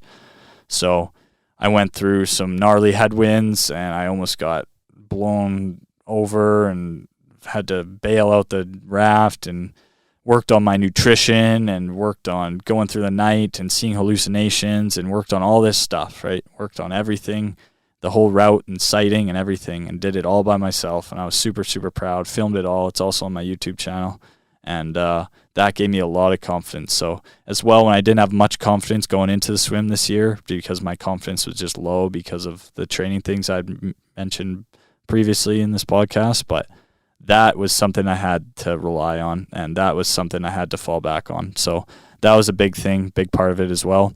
So I got to here we are back on the 2023 attempt, my 3rd attempt, and reading my thing for Guinness World Records, and a big flock of birds flew behind me, just saying, "How are you now?" Just giving us a little bit of a good luck while we were getting started in the sunrise and everything. And then I said bye to people, dapped some people up, gave my mom a hug, and then I make the walk to that board where I start. So it's right on the edge of their property. And I had a podcast that Me and Jesse podcast, it's called. They had me on, and Mark from there was talking. And this was after the podcast was done, after I was off of it, but they were still talking. And they were talking about me and the attempt and everything. And this is probably a month before. And I remember Mark saying, "There's no luck in it. Nick's going to know when he stands on that starting point looking towards Penticton." Well, I couldn't see Penticton, but looking that way, he's going to know whether he's going to finish it or not. Right there in that moment, he's going to know. When Nick stands on the bank, okay, in Vernon, on the August 1st or 2nd, whichever day he picks, He knows right there and then, man. He'll know right there and then if he'll do it or not. Yeah. And he'll know I'm ready for real or I'm not. Yeah. You know what I mean? And I had all this doubt, and I had all this lack of confidence, and I had all this previous history over the past 4 years leading up to this very moment when we gave the 2-minute countdown, the 1-minute countdown, the 10-second countdown. You start counting down 10, 9, 8, and you're breathing. You're looking out there. You're feeling your body. You're feeling this the board under your feet. You're just looking ahead, and it goes 7, 6, 5. Getting ready. You're seeing your crew. Everybody's stoked. It goes 4, 3, 2, 1. You just take that breath, and you hear people say, "Go!" Horn blows, and then it's begun. And like, you think, how do you prepare yourself to be in the water for 2 days straight? Like, what mindset do you get in to do that? And it really is, you just can't think about it. You take that first step, you jump in, you get going. You can't think of it as a 106-kilometer swim. It has to be 106 1-kilometer swims. The one you just did doesn't exist. It's done. It's over. You are where you are in the water. The one ahead doesn't exist unless you get through the one you're on. So you need to focus on the moment. You have to be goal motivated and process oriented. And you need to just focus on the task at hand. And that was what I did. I jumped in, sunk up to about my knees in cow and bird shit and mud and muck. And again, there's an E. coli warning and ban on swimming, but I'm a bad boy, so I broke that ban and went in there and started just kind of wading my way through the water and weeds and everything. I keep my head out for probably about the first kilometer. Just trying to get past most of the bad stuff in the water at the start. Every time I'd eat for the first 10 kilometers, I'd rinse with Listerine before just to try and kill some bacteria, but started out and one of my best friends, Spencer, was there next to me, and I remember, man, just saying, doing the David Goggins stuff, who's gonna carry the boats and the logs, and they don't know me, son. Who's gonna carry the boats, the logs? That's you, buddy. I am, buddy. Just stuff like that, just keeping morale high and just stoked, man. Just like I said, it's such a weight off your shoulders to get started. It's like you work and work and work. It's an ultra event itself to get to the starting point of this thing, and then all of a sudden, here it is. You're there. The clock has started. Time's ticking. And you just do what you know how to do best, man. You just turn your brain off as much as possible and just let your body do its thing. And then when you need to tap into your brain and rely on it, then you do that. But try and let muscle memory take over and just get in a groove and a zone. So going down that lake, had some pretty cool sunrise shots of everything. And yeah, man, just a lot of these things I've done, these endurance events, they feel real lonely. You're out there, especially if you're in places where there's literally nobody around and it's storming, and you feel lonely, man. You really do feel lonely. And I felt lonely at parts of this swim, even with people around me. You get lonely in your own mind, but it felt really nice having friends and family there. I love these people so much, and they're there supporting me, and that means the world to me, man. So having them by my side at the start, it means a ton. And especially my parents, my dad's been out there for all 3 attempts, and he didn't even leave the boat at all for any of these attempts. My mom's our on-land support, and she's held down the fort on the land, bringing people food and everything, and getting things lined up from the shore point of view for all 3 attempts as well. So couldn't thank them enough for being there for me and all the other crew. And then so we got going, though. We were going down the lake, that first arm, and oh my gosh, man, I told myself while I was doing that first arm, this is the last time I'm swimming this damn arm. I'd swam it up. This was my 3rd time swimming it. I paddled it 1 time before. I love the people at the end of the lake there, but man, I don't ever want to go back to that property. I started there so much and had so much mental torment come from there, and I was hoping to just go back to pick my bus up victorious. So I was saying this is the last time I'm swimming this leg, and felt like one of those maps where when you're going and you're following the line and it starts changing color. You have a line ahead of you, it's a different color than the line that's falling behind you. So it felt like I was doing that, man, covering ground. I love tangible progress. I love going from point A to point B and seeing that progress. So it fuels me and feeds me, and it makes me feel like I'm making ground. So, but honestly, when you start an endeavor like this, you have high morale at the start, but you have low momentum. So as your energy and your morale and things lower as the swim gets longer, your momentum raises because you have more that you've done. You have more building, and you have to be able to manage these things as you go and rely on the fact that you're going to be lower in energy, but this momentum you have building is going to become a snowball rolling down a hill, and it's going to be an unstoppable force that it just keeps going and going and going.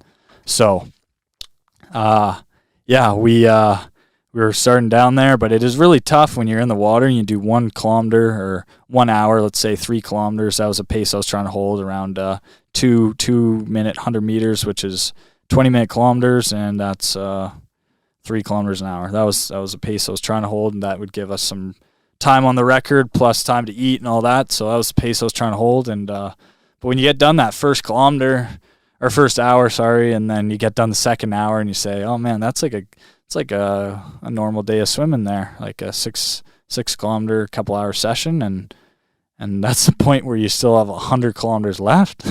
I'm just getting to the point where I'm just now hitting double digits left, 99. I still have 100 kilometers left, triple digits. So obviously it got to the point there that you can't really think about that. Like I said, you got to just, on my mind, it does skip ahead and you think about it, but you really do have to focus in the moment and try and just focus where you're at. And I remember at the very start, Spencer, him and I were saying, one of the big sayings we said was 2 days for the rest of your life, or 2 days forever. 40 hours for the rest of your life.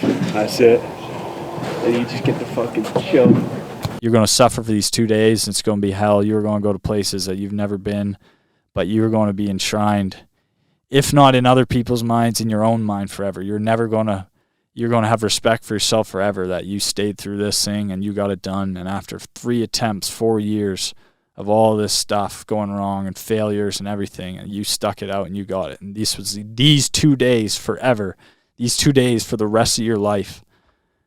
And man, that's what we were going off, man. That was our mantra. That's what we were going by. So we were going down the lake, and I remember one of my first feedings, one of my biggest idols and motivations for doing stuff like this is Ross Edgley. If you guys don't know him, he's probably the best ultra swimmer on earth. He swam around mainland Great Britain, 157 days.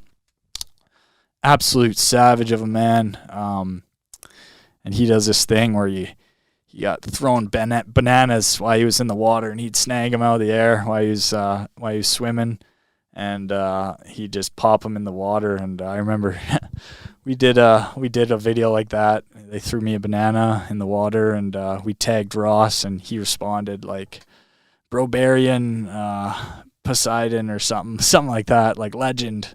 And that guy, they said, man, Ross responded. And I remember just being stoked, like, oh, hell yeah. I would love to at one point do something with Ross. And hopefully in the future that comes to fruition. I'd love to. And but that was cool getting get a boost from him while I was out there. And a big thing that also led to me feeling kind of not as confident in myself leading up to this swim was indeed watching Ross. He was going for the longest straight swim in human history. Which is, I think he was going for around 180 kilometers, somewhere around there. He was doing it in a lake in Italy, and this was his second attempt at it. He did it in Loch Ness the year prior and had cellulitis and kidney failure, and he was going for days straight and didn't reach his goal, but an absolute savage of a man and something that anybody can take inspiration from. So when he did his second attempt in Italy, it was the opposite. It was hot temperatures, and he said almost getting to 50 degrees Celsius. The water was getting up to 30 degrees Celsius. So he ended up going 70 kilometers, 33 hours in the water. And I remember when he got pulled out of the water there because of that. And he was healthier this time, thank goodness for that. And but I remember thinking to myself, man, I'm 1 week away from my event. 1 week, that's it. And the best swimmer on earth for ultra distance, he had to be pulled at 70, and I'm trying to go 106. And obviously Ross has done longer than that before, but his most recent one, that's what he got to. And I was thinking, how am I going to do that, man? If he got to 70K, how am I going to get to 106? But I thought, man, I when I look at it and I look at the lake as a whole and I'm looking at it from the outside, I can't, like, it looks so big to me. I just cannot imagine it. But when I keep my head down and I just literally focus on that little trailing light in front of me, or I just focus on the green water, looking down and just focus on 1 kilometer at a time, if you keep your eyes focused right in front of you and you just piece together a lot of little moments, then that's where these big moments are made of. So you and just moving forward like that, it's basically the only way you can do it. It's such a big undertaking. You can't think of it as a whole. You got to think of it in parts. So I got a big boost from when Ross said that, though, and yeah. So onwards we went down the water, or down the lake, and yeah, we got to the end of that little point where it's that 13-kilometer stretch down that arm. Got it done. I'm never going to do that again, thank goodness. And there's these 2 like big boats there that we always go by. They're kind of landmarks. TMS would throw the drone up. For Guinness, you had to get landmark points or milestone points that are notable in whatever you're doing. So those points always got the drone out, and it's cool getting some drone footage. And then made our way across where the lake from the Vernon side, from Kin Beach, and the most northern point arm, they meet, and it gets into the lake where it gets bigger. And then we started heading down that way, making good time, on record time and above, like or below, I guess I should say, faster than record time, until about 21-ish kilometers in was my first crew change. So making really good time. 8 hours in, the crew switched, and then 25K in, not even a quarter of the way, all of a sudden, and it came on quick, came on probably within 1 or 2 kilometers. I was so worried about my left arm because that's the one I gave out 2 years before. And all of a sudden, my right arm, toast. Just rotator cuff impingement again. Can't lift it. Can't get a high catch. Can't move it forward. Just dead in the water. Dead. Absolutely dead. And that was pretty nerve-wracking because here I was, not even at the point where I made it last time. This is less than training swims I've done. I'm not even at 30 kilometers yet, and my shoulder gave out. And I don't know what it is. I don't know why or what reasoning or what, but it did. It gave out. But a big part of my training this year was 2 years ago when I had that issue come on. In my shoulder, I wasn't prepared that if something were to happen, what do I do? Like, I was almost dead in the water. Like, I'd never practiced other strokes. Obviously, I knew I'd do other strokes, but I never practiced like swimming with one arm or side stroke or backstroke, or it was always just front crawl in the water. And this past year, I made it a note and a point that there's a good possibility that my arms and shoulders give out again. So I'm hoping to do some different training. So I did lots of different side stroke, backstroke, breaststroke, front crawl, anything to just move forward in the water. So when my shoulder did fail at around 25 kilometers in this time, I was ready. I knew it was going to happen. It wasn't a panic this time. It was like, okay, let's think about this logically now. What can I do? I started doing backstroke. I did that for 10 kilometers. Did backstroke for 10K. It really slowed down, but it gave me confidence that, hey, I'm moving forward. So I remember talking with Jackson saying, hey, man, this swim might go longer than we were expecting. At that point, when I did the backstroke, I kind of just, in my mind, I kind of knew the record was done. Adam, when he did it, he made it to Rattlesnake Island, which is about 3/4 of the way through without getting his major injury. And then his arm gave out, and it took him, I think, 11 hours from Rattlesnake. Or I'm not sure how long, but it took him quite a bit longer from Rattlesnake Island to continue. But he was 3/4 of the way through. Mine gave out 1/4 of the way through. So I was guessing, hey, I'm not going to get this record. But there was nothing stopping me from continuing, because this thing's been so intrinsically motivating for me for all this time. And like I said, all those nights of me sitting on my edge of my bed in the middle of winter, windows open, fan on, naked, just like trying to get as cold as I can and just close my eyes and get like in the moment and just get used to that feeling of unescapable cold and just get used to feeling your breath and get used to not panicking in those situations. That was the intrinsic motivation, man. It was going through not having to go through another year of mental torment and relaying everything I do to this swim. And yeah, this thing was never about the record. The record was very cool for me, a cherry on top. Swimming this lake was the goal, and having the record and putting the things in order to get the record was important. I wanted to do that because if I got the record, I wanted to be rewarded for that and have the record, which would have been awesome. But that was never the reason I went. I know a lot of people after swim asked me, like, what kept you going when the record fell or you didn't get the record? And yeah, it was never about the record. It was always intrinsically motivated. And I think that's the only way you can do stuff like this. If you're doing it for external motivations, you're not going to get far, man. Like, if you're doing it for money, if you're doing it for fame, if you're doing it for any of that, you are doing it for the wrong reasons. You got to love this shit, because a lot of times it sucks and you're going to go through hell. And the only thing that's got to keep you there is your why, and you got to have an important why. And I guess for me, my why is, yeah, in every day, normal life, I guess I live through like on a bad side, maybe a 4, 3 or 4. Good side, maybe a 6, 7. I don't know, like some good laughs with buddies, 6, 7, 7, 8, somewhere in there. Obviously, you have unreal days in your life, and obviously you have terrible days when people die and family members die. And my dog Zeke died this past year, and that was a tough day. That's like a 1, but yeah, on a scale of 1 to 10, when you do ultra, that's why I love ultra so much, is if it's a 2-day, 3-day event, in these 3 days, you're going from these high feelings of awesome motivation and morale with your crew at the start, and then it starts to dip when you hit a low, like your shoulder gives out, and oh my gosh, I still got over 80 kilometers to go. How am I going to do this? But then no, I build a little bit back up with backstroke, and then all the way through, it's this and this, up and down. And you will experience the lowest of lows, and I'll talk about those in a bit. Lowest of lows on the end, those are one of ones, man. Those are terrible, terrible, terrible times. But then that feeling that you get at the end, those moments, and I'll talk about that, those are those rare moments in life. So that's kind of my why, I guess. So that's what I'm holding when my shoulder gives out. That's what I'm holding in my core. That's why I do this shit, man.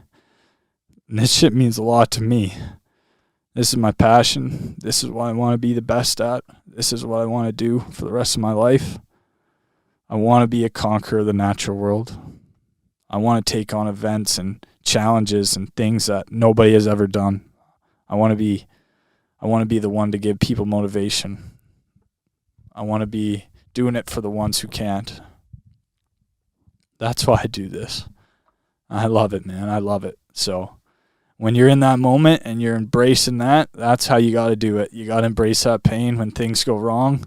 And obviously you just got to figure out a way forward. I like being a problem solver, and I like problem solvers around me. So I inquire with my team, I tread water while I'm eating. We just figure out a plan. So backstroke it is for now. I was only going 1 kilometer an hour, which slowed the swim down. Obviously, at that point, 25K in, 8 hours in, we're still looking at, 80 hours left in the swim? The swim just got a hell of a lot longer, right?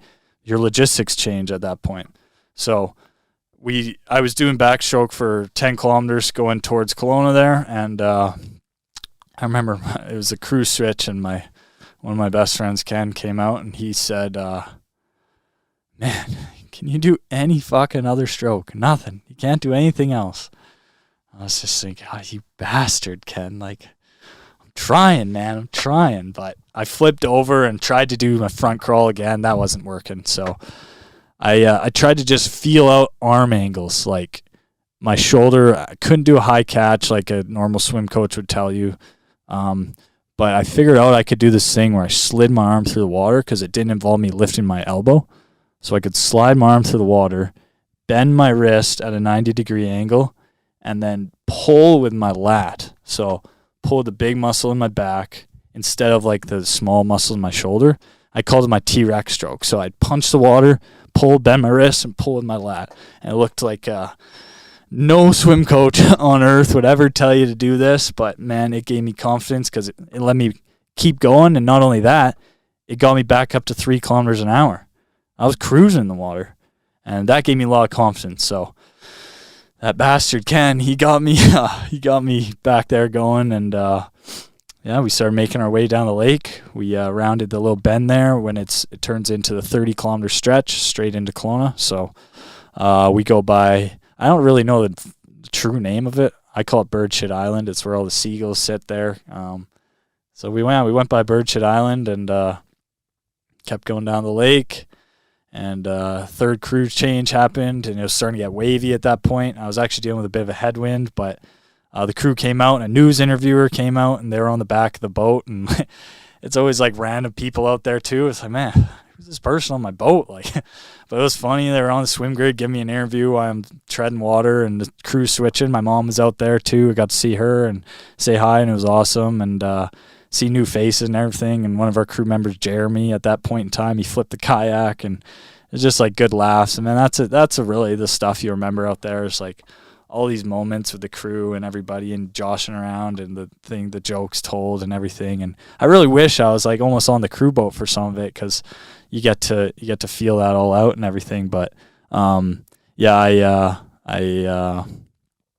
wasn't, obviously, but I got those experiences anyways. So got started again and making my way through these headwinds, which were pretty rough, honestly, to go through, but I had a lot of confidence in this T-Rex stroke, and I was just going, man. I was on a mission, and there wasn't much stopping me. And I remember at that point in time, though, we were dealing with, I was getting cold. I remember telling my dad and Jackson, who was my crew chief, earlier in the day, I was thinking, we're going to have to figure something out for the evening, because I'm good right now during the day, but it's going to get cold.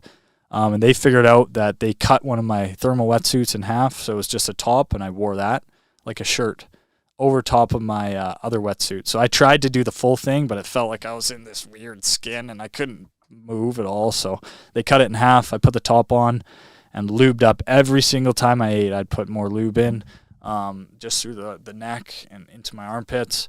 And I was a little bit worried because the chafing wasn't an issue when I had the sleeveless on, but once I put the sleeves on, then that brings back in the chafing component. So it was, but at that point, it was getting to the point where I was getting cold in the evening, and I wouldn't have been able to go very fast or at all if I got much colder. So we put that on, and I was warm, but had to just be diligent with my chafing, staying ahead of it. So yeah, we went on into the night, and the nights are always tough because it's very disorienting swimming as it is. We have earplugs in, goggles on, you're at water level, but when you get into the night, it's pitch black, you can't see anything. And I had this white, the Equate diaper rash cream in my face as well to kind of block with the sun and everything, and there's no sensation on my face. So my face is in the water, and I turn to breathe, it's dark where I'm breathing, and then I go back in the water, it's dark where I'm in the water. So there's hardly any, you can't really tell where you are. The only thing I had to go off was this little orange dog light in the water. So that became my world. But it also becomes kind of mesmerizing, and you kind of get lost in a trance following nothing but this light. I was getting pretty sleepy. I don't drink caffeine or anything usually, so giving me Pepsis and things like noon hydration tablets with caffeine was big for me to stay awake and keep me up. So, we just worked through the night, and honestly, that first night went like pretty well, man. I remember going by Okanagan Lake Resort, and RIP to it. It's all burnt down now, which is terrible. But at the time when we went by, I remember going by there and saying, like, man, this is where I stopped my second attempt. Like, this is where we got out. And just having the confidence that, man, I made here all my own, like swimming, and and we're going to go through the night, and we're going to make it through the night. And I remember, like, my brother, he's been my best friend since I was born, our family friends, Ford. He told me, man, just make it through that night, and you're going to be cruising. You're going to make it through that night. You're going to have so much motivation through the next day, and you're just going to ride it. Just make it through that night. And he told me, listen to a song by Kanye where he goes, even if you're not ready for the day, it cannot always be night. Kanye's mom says that at the start of the song. And that was running through my head. Like, it can't always be night. Can't always be night. And I had a timer on my watch that said when the sunrise was coming. So I made it through the night, and that was one of the biggest boosts ever. I made it to the 4th crew, which came at 4 a.m., and I never made it to the 4th crew before, and made it through the night, and the day came. Night turned to day, and had a bit more motivation in the morning, but it was getting pretty I was getting pretty tired at that point. I was well behind schedule. My goal was to reach the bridge by 12 a.m. to 3 a.m., and here we were the next day, and I was just getting to Bear Creek and places like that, so still 10, 15 kilometers away from the bridge. But we kept going. I tried to take the wetsuit off in the morning, and I got freezing cold. I don't know if it was just the going from being warmer and then going into the water again, but I had to put the wetsuit top back on. So that stayed on for the rest of the swim, actually. So on I went, and everybody was following along on the live tracker I had in my pull buoy behind me, and people would come out, and the day before people were out there playing Rocky, and some guys would come out and just always giving me props and support, which was awesome to have the community rallying around me. And yeah, man, it was awesome going through that first day, and then getting into the bay kind of area where I knew the bridge was only 7 kilometers away. And I knew that because I remember back to when this thing first started, when I'd paddle on my paddleboard sitting on the cooler, and I would do that whole loop in and around. I knew exactly how far everything was. So I picked and pulled an experience in my mind. I said, I know 7K. I know that. I've done that before. So we started just making our way that way. And as we're getting closer and closer to the bridge, this is when I was getting into the point where I was seeing hallucinations.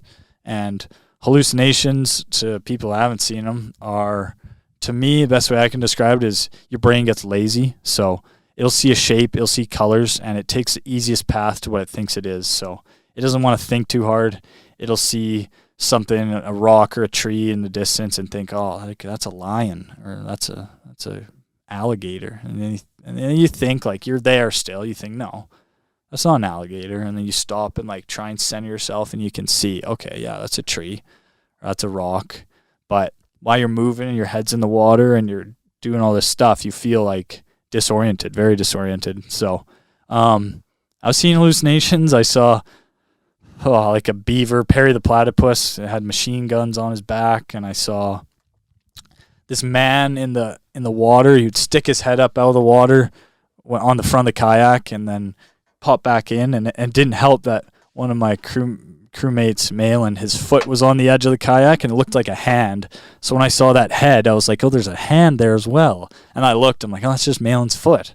And then it was just like a reflection in the water and stuff. And then I remember I was eating one time, and my witness, Sav, she was in the boat, and she had a bun in her hair.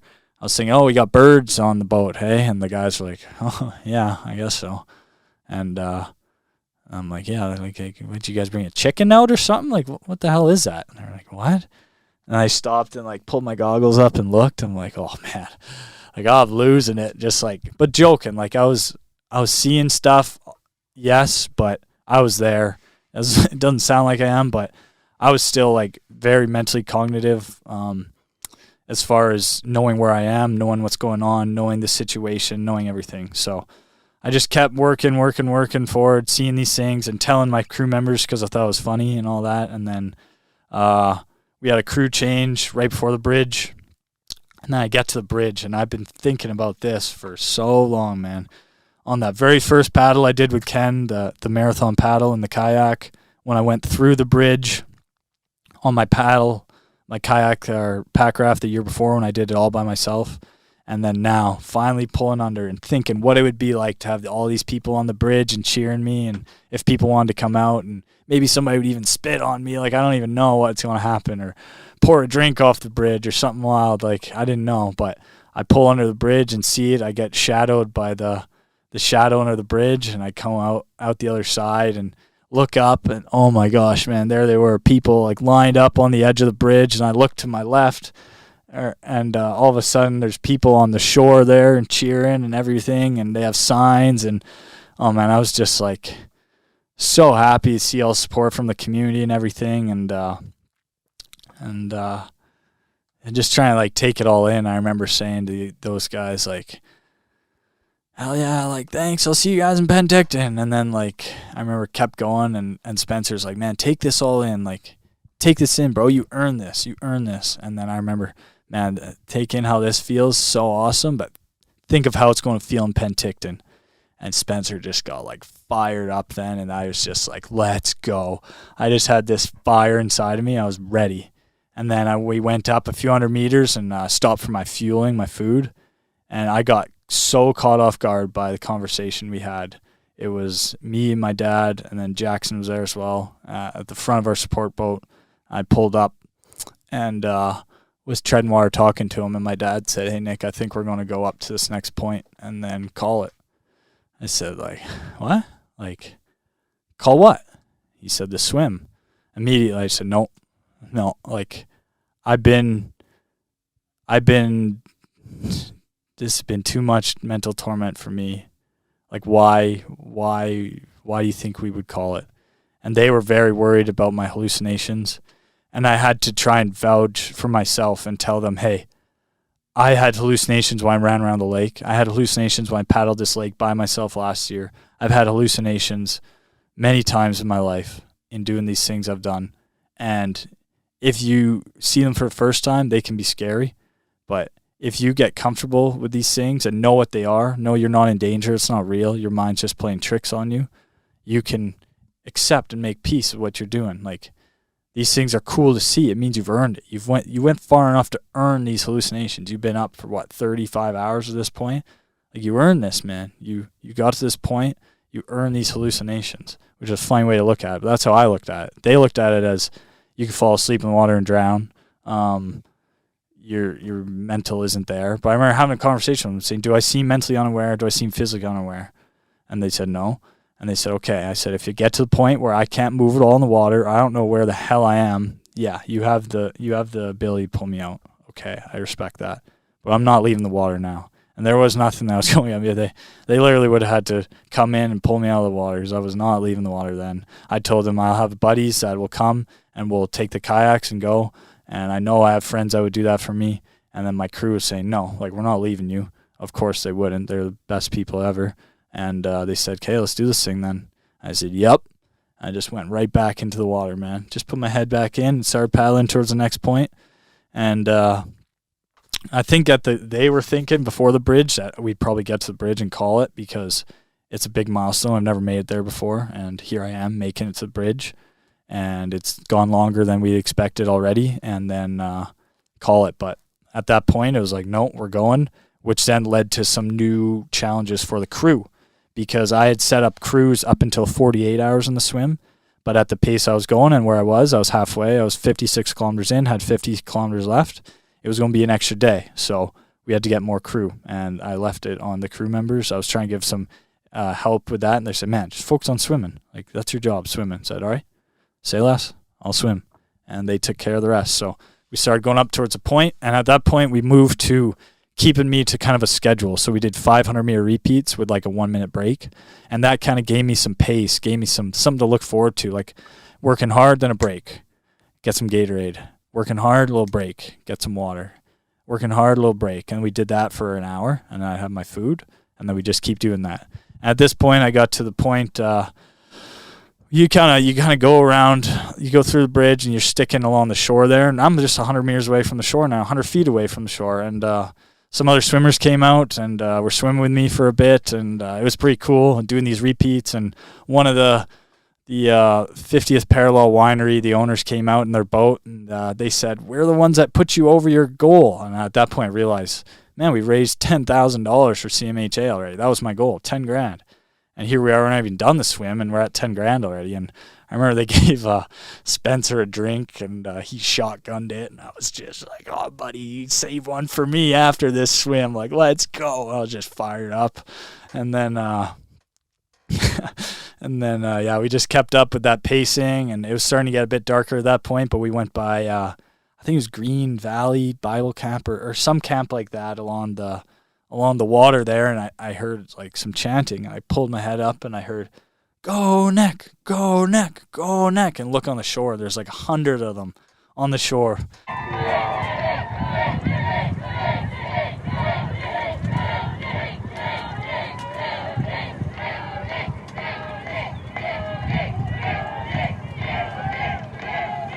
I remember just like holding up my swim buoy with the light in it and like thanking them so much. And then it was pretty cool to see that. And then we got to the point where I make the crossing from the side of the lake we were on to Rattlesnake Island, which is a 10-kilometer crossing.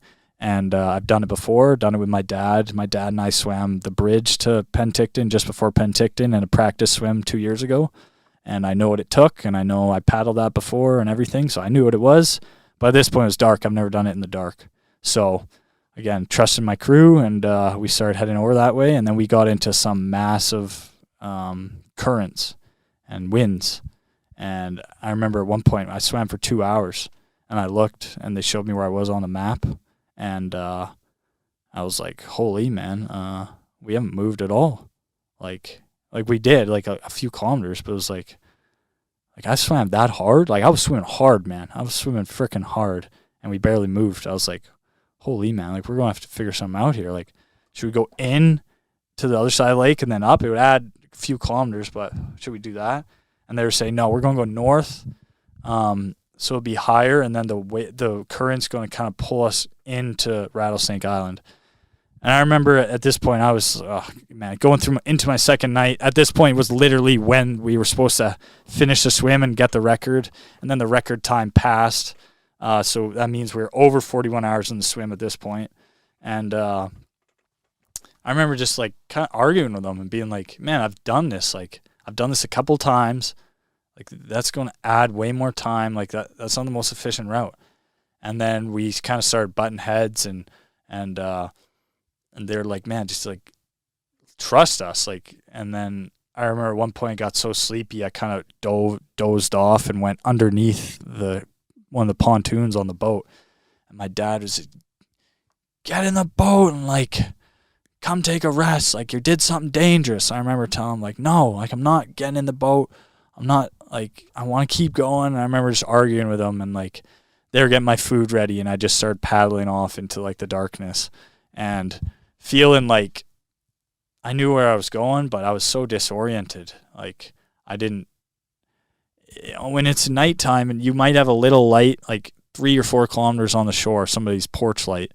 And when you're swimming, and you look at that light and then you swim an hour and you look back over and it looks like it's right there to you. When in reality, it might be like at a different angle, but in the water and when it's dark, you can't tell. So I was swimming hard, and it felt like there was this current in the water, and I'd look over and I'd see my kayaks, and it felt like we were all in a raging river, just getting pushed back. And I was so disoriented. Every time I'd swim hard and stop, I'd be like, man, why the fuck are we keep doing this? Like, why are we going here? Like, I'm not moving at all. And then I'd stop and feel like I've got pushed back, and I'd look at lights that I passed 2 hours ago, and I'm back. I was like, man, this is useless. I remember at that point we got like kind of heated argument with me, and I remember Jackson was saying, man, you got to trust us. Like trust us. We have the map here and everything. And I was thinking like, okay, you know what? Fuck it. Like, I'll do this out of spite just to prove a point that we're not moving. I'm going to swim as hard as I can in the way you tell me. And then when I'm done in 2 hours, swim as hard as I can, I haven't moved, then you'll know I was right. So I just started swimming as hard as I could for like 2-3 hours. And lo and behold, they were correct. And we made up ground. And they showed me on the map. They said, you started here and now you're here. And I said, oh, you were right. Thank you. And so that night, we got through the second night, started getting towards Rattlesnake Island. And that was definitely the toughest part of the swim. So like by far was getting through that night and having the bit of turmoil within the crew, and all because of me just being a stubborn bastard. And I thank them so much for sticking to their guns and not letting me bully them when I thought I knew what I was doing, and they knew better because they had the map.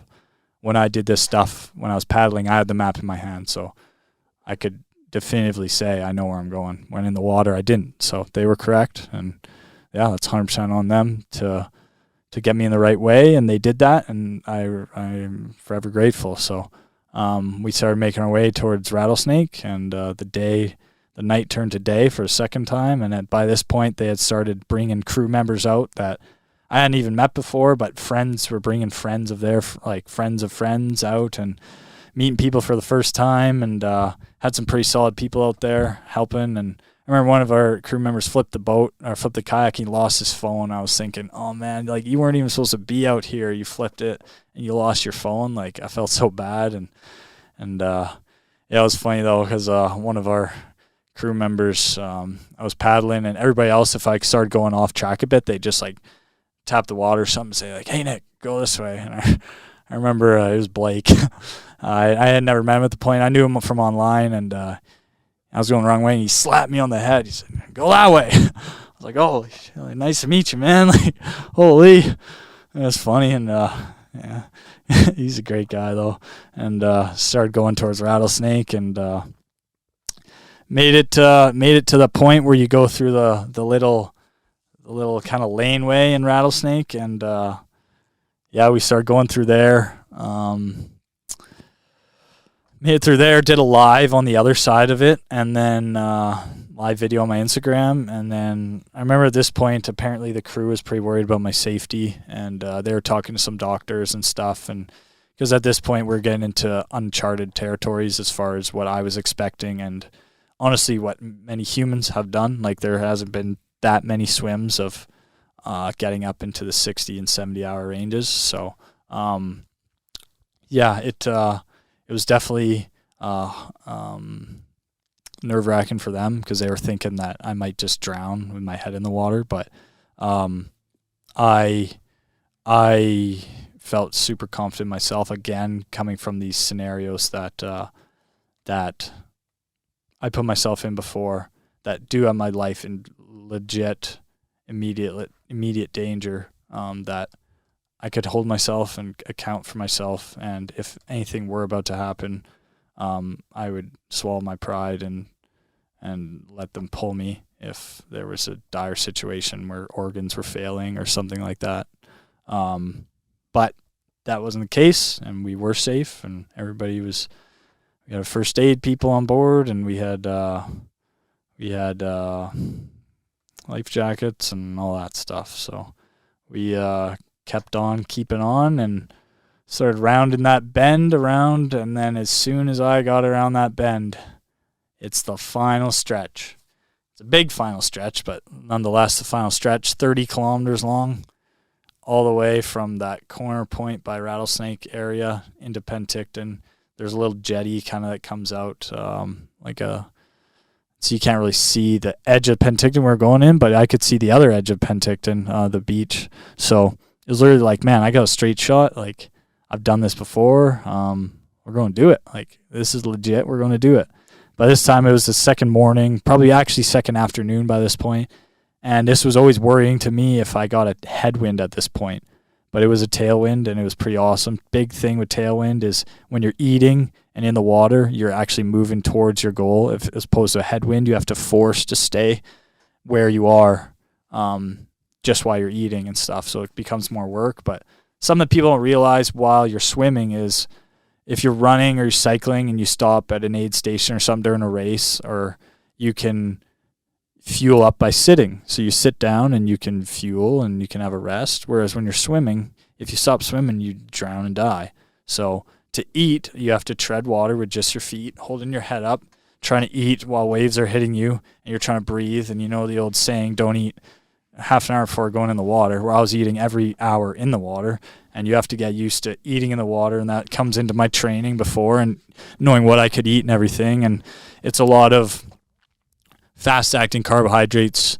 So your honeys, your energy gels, your candies, your things like that you'd have every hour. And I had a carbohydrate mix that I had E-load. I'd have that every hour, which gave me carbs and it gave me calories every hour I'd drink it.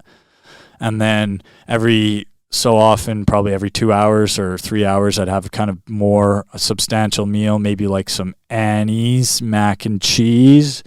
Baby, you're going to hit me with a sponsorship, Annie's? I probably ate like, I don't know how many cases or boxes of this stuff. Probably like 12, 13, 15 boxes of Annie's gluten-free because I'm celiac. But lots of that you'd have, or lots of fats though. So peanut butters, your avocados, your olive oils, things like that, because fats they're the long burning fuel, whereas simple sugars, they burn quick, is the easiest way to say it. So you have to keep replenishing them more frequently. So eating was more of a chore than it was swimming. And you get into the routine of when you start an hour, I would eat every hour, so every 3 kilometers, hoping I'd make it 3 kilometers, but every hour I'd eat. And I'd get going, and I would say, hey, a kilometer in, all right, I'm looking forward to my meal. 2K in, all right, 500 meters left, all right, we're an hour in, time to eat. And you stop to eat, and you think, I'm going to get a break. But then you go, oh, wait a minute, no, I got to tread water. And then they send you your thing, and then you eat quick, and then all of a sudden you dip your hand in and put more Vaseline on, and you're still trying to tread water, and then next thing you know, you're back to swimming. You said, well, that was like 2 minutes of harder work than swimming. Now all I gotta do is swim again. So I got to the point my ankle was killing me in the water, treading water, because like how often are you treading water for 70 hours or using your legs in the water for 70 hours, right? So it got to the point, where even resting, like eating and stuff was a chore in itself.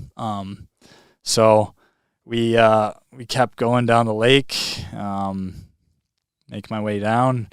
And at this point, this was the number one question I got asked afterwards was, what do you do when you have to go to the bathroom in the wetsuit? Up until that point, I didn't have to go to the bathroom. Obviously, I had to pee quite a bit, and peeing is you just go in the wetsuit and then you'd kind of flush it out. Like I'd hold my legs and kind of just squeeze it out the bottom of the wetsuit. And it gave you a little bit of warmth in your core for a few seconds, and then you'd squeeze it out. As gross as that is, but that's the reality of it.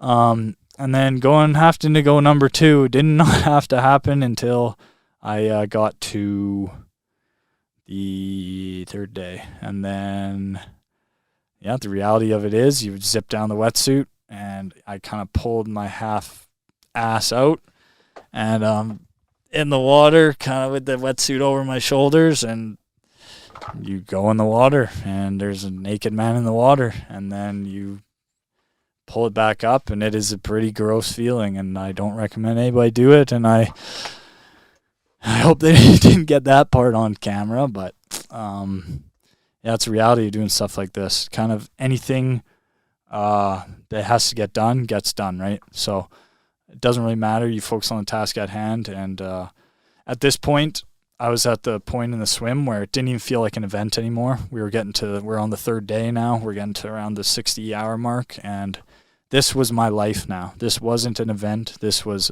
all I do is swim, eat until I get to where I have to be. I will figure out how to keep moving forward regardless of what happens. This is what I do. This is all I do. This is my life now. So that's the point I was at. Got the wetsuit zip backed up and continue on forward. And I started working really hard to like make up normal ground. And then what we figured out after was there was a current running, kind of pushing me under the water, but the waves were blowing up top of the water. So the kayaks were cruising on top of the water. But me, I was just feeling like this, like something was pulling my legs almost, like pulling me back. So it was tough to deal with that. But again, just kept trekking. And then we got to the point, man, where it was like getting into the evening time, more people were coming out. One of the guys I trained with, Lincoln, and his dad came out on this little tin boat, and they were around. And we had almost like a crew of people. The the support boat came out, and then they kind of stayed with us. My Rock the Boat Reynolds boat stayed with us for the last little bit, and I had all these people that would come out and help me swim in the water, and they'd like swim next to me, and we got to the evening time, man, and the sun was going down, and there we were around 15K out, and it was just awesome having this whole community of people around, man. At that point, we were probably at around $30,000 raised for CMHA Kelowna, which was unbelievable. And apparently my Instagram was blowing up with thousands of messages and followers and people giving support and taking videos of finding me on the lake and, oh, there he is, and that's kind of, I always, like, when I first started this attempt, when I was standing there at the start and I said there's nothing that's going to stop me, and this is the year, it feels like destiny. It really sank in when I hit the final point of the swim, where it's an 8-kilometer shot into Kelowna, or into Penticton. We had just went around the point, so for us it was around 10 kilometers. We had sight of where I had to be, but it was 10 kilometers, and that sets in. This is one of your normal swim days. This is a 10-kilometer swim set. What do you know? The other camera died again. Too much heat. Anyways, getting into that final stretch, 10 kilometers, I said, man, this is a 10-kilometer swim set. H2O Kelowna, you've done hundreds of these things, man. Like, you know what this takes. You know what it is. I had my crew. At this point, I had even Jackson, the crew chief, who had been on the boat for, at this point, around 68, 69 hours. He was jumping in the water with me, had Malin, had all sorts of these different people that were crew members or friends of crew members coming out, swimming with me. And, yeah, man, we started back into our 500-meter repeats, and I said, this is like 20 500-meter repeats, and we're just going to bang these out. And I would get them to let me know at 400 meters, because I was kind of, I like to keep track where I was in it, and then we'd get another 100 meters, so 500 meters, and then I'd redo it and just do it over and over and over. And so, yeah, as we started counting them down, man, that's kind of when it started to set in and feel real, and like, holy dude, like, we're going to do this thing. And I remember, though, I had Spencer, he was in the kayak, and I was going, and I remember the other crew, they had their goggles up, and they were like all happy and like just doing breaststroke, and I was like swimming and just like looking at them like, what the hell, like, I'm going that slow, these guys are just meandering on beside me having a conversation. And I remember just saying, oh, fuck this. I'm going to take their souls. And I just remember just like giving it, just starting to go. I said, Spencer, just make it fast, buddy. Just give her the beans. Spencer, I was trying to hold on to the light. Spencer was keeping the water. I was trying to keep it right in front of me. And then he started going. And I remember people were like, oh, they put their goggles on and they started swimming. And it was good. We had good pacing going down. And yeah, man, it just started knocking those down. 9 kilometers, 8 kilometers, 7 kilometers, 6 kilometers, 5 kilometers, 4 kilometers, 3 kilometers. And then we got to a point where on that last stretch, I was just like, I was getting pretty beat up as far as like 10 hours left into the swim. I had cut my toe, and I don't know if you can see it. Oh, geez, my feet are dirty. But I got a pretty bad gash in my toe on the bottom of the sport boat. It came close to me one time. I tried to kick off of it, and yeah, it sliced it open. I remember thinking, damn, that's pretty deep. And I held my toe out of the water, and it was gushing. So I had to like wipe it off, and then I just wrapped this ball of electrical tape. I had this huge ball of electrical tape on my foot, and it just felt like a club that I was kicking around in the water. But had that with me in this last 10 kilometers, and I actually had that with me the last 10 hours. But in these last 10 kilometers, I had that, and I was again getting a little bit disoriented in the night. I was swerving off the wrong way, kind of trying to find the right way. I knew where I was going, but then as I was focusing, when I'd focus on the light and I'd visualize something else in my mind, I'd stop seeing the light apparently, and I'd just drift off. But can you blame me? I'd been in the water up to that point 70 hours, and And I started going into the shore, and the support boat went ahead, and all the other swimmers left, and my Rock the Boat Reynolds boat went ahead, and it was just me and one of the kayakers, Kyle, who had been there for all 3 attempts as well. He came from out of town, which is pretty cool.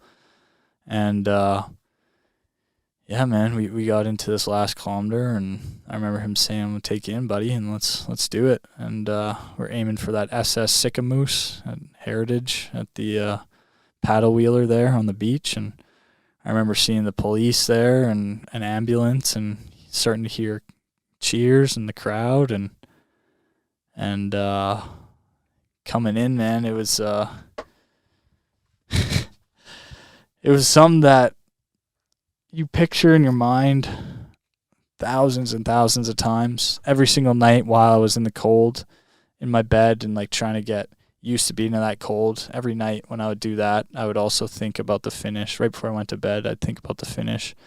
Would it be like finally letting my feet touch the ground, feeling the sand, crawling up onto the beach, and then just being like surrounded by friends and family and the people I love, and like what would that moment be like, and just visualizing it. And these finishes, they're always a bit different than you imagine them, but they're unique in their own right, and I wouldn't change any of the finishes I've had. They're these special moments in life that I hold higher than any other experience or moment, and they all are unique in their own right. But I remember coming in and yeah, just getting closer and closer and closer, and then about 100 feet out, and put my head down and started paddling in, and then I remember thinking I gotta do something. Like I gotta do something to make a mark, like leave a point, an exclamation point here. And I went in and I started going, and I could see the shore under my eyes. I could see the shore getting closer, closer, closer. I was thinking I want to swim in as far as I could, so I went until my hands were scraping, and then I kind of like crawled my way up a bit. I remember seeing, I think it was David Goggins after the Moab 240 race by Destination Trail. He did push-ups at the finish line. And I remember thinking that's like the most badass thing. You get through something that just takes the soul of so many people, and like you went through hell to get to this point, and you still have enough for a set of push-ups at the end. So those ones were for you, David. I got to the end and banged out, I think, 4 or 5 push-ups, face in the water, bang, bang, bang, get up. Let's go!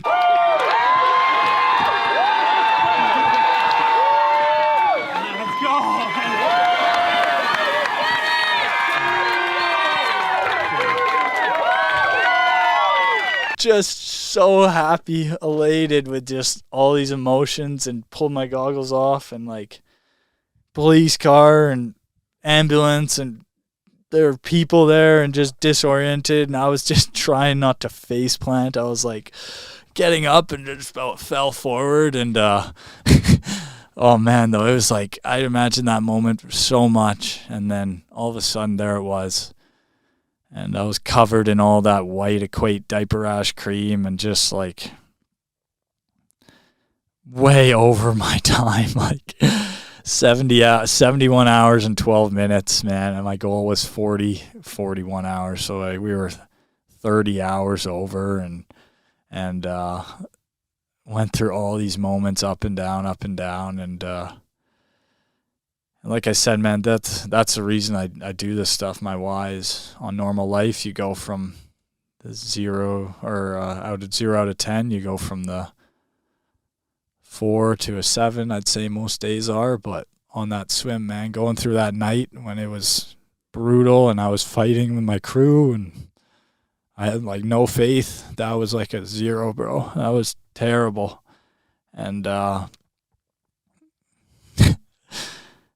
then finishing's like these rare moments in life, man, where the culmination of so much time and effort comes together. And that was 4 years of my life, and like going through hell every single day in my mind, trying to figure out a way to get this thing done. And so many people ask me, like, why do I do this stuff? Why do you put yourself through that? And it's just like, I have a passion. I want to be the best on earth at this stuff, and I want to inspire people. And getting messages from all these people saying, man, I did my first 5K because of you, and like, I wasn't going to go to the gym today, and I saw you do this, and like, man, I got up and put my shoes on and said, if he can swim for that long, I can go to the gym for an hour. And like, all those messages, and that just feeds me so much. I want to do so much more. And like I said, these moments, the moment when I finished my cycling trip in America, surrounded by my family, the moment I finished my cycling trip in Mexico, I FaceTimed my family, I was by myself. This moment, finishing the swim, 4 years of hard work, effort, nerves, pain, blood, sweat, tears, anxiety, everything just like finished, dude. Just like this best moment of my life, my family around, my crew. Breaks me up just talking about this thing, man. But this is the passion I have for this thing. And these rare moments in life, that's what I want to strive for and pursue. And I think a life full of pursuing these rare moments is a life well spent, and that's how I want to live my life. So, yeah, man, that's why I do this. That's why I do it. And I'm starting to realize, like, truly realize that I'm just scratching the surface of what I can do.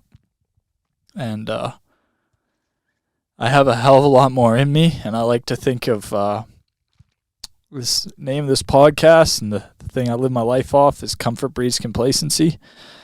And I think when you get comfortable living in these things, like when I finished my ride across America, I remember people saying, man, that's the ride of a lifetime. Like how do you top that? And I remember thinking when I was 19 years old, 20 years old, like, I can't be it. It can't be it. That's an unbelievable accomplishment, and I'm so proud of that, doing that alone. But that can't be it. That can't be my peak.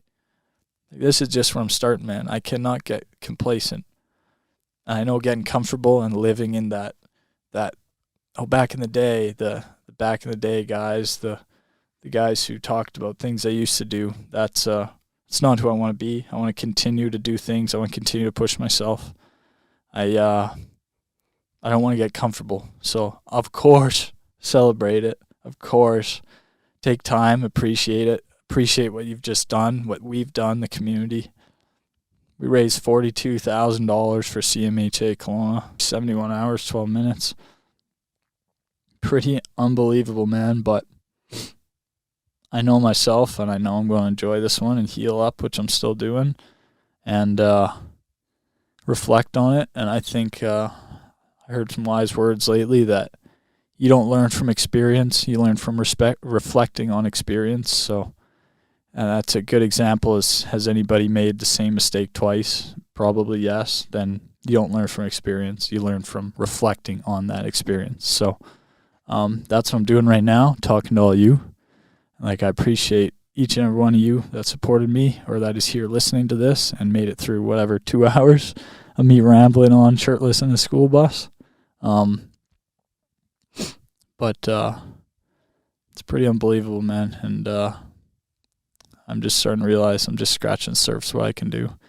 I like to think of it as stacking. So my previous high, I like to make my baseline. So if I was striving to be up here, now that is my new bar. So you bring it back down and then you build upon it. You start stacking those previous experiences, using them as fuel for your current ones.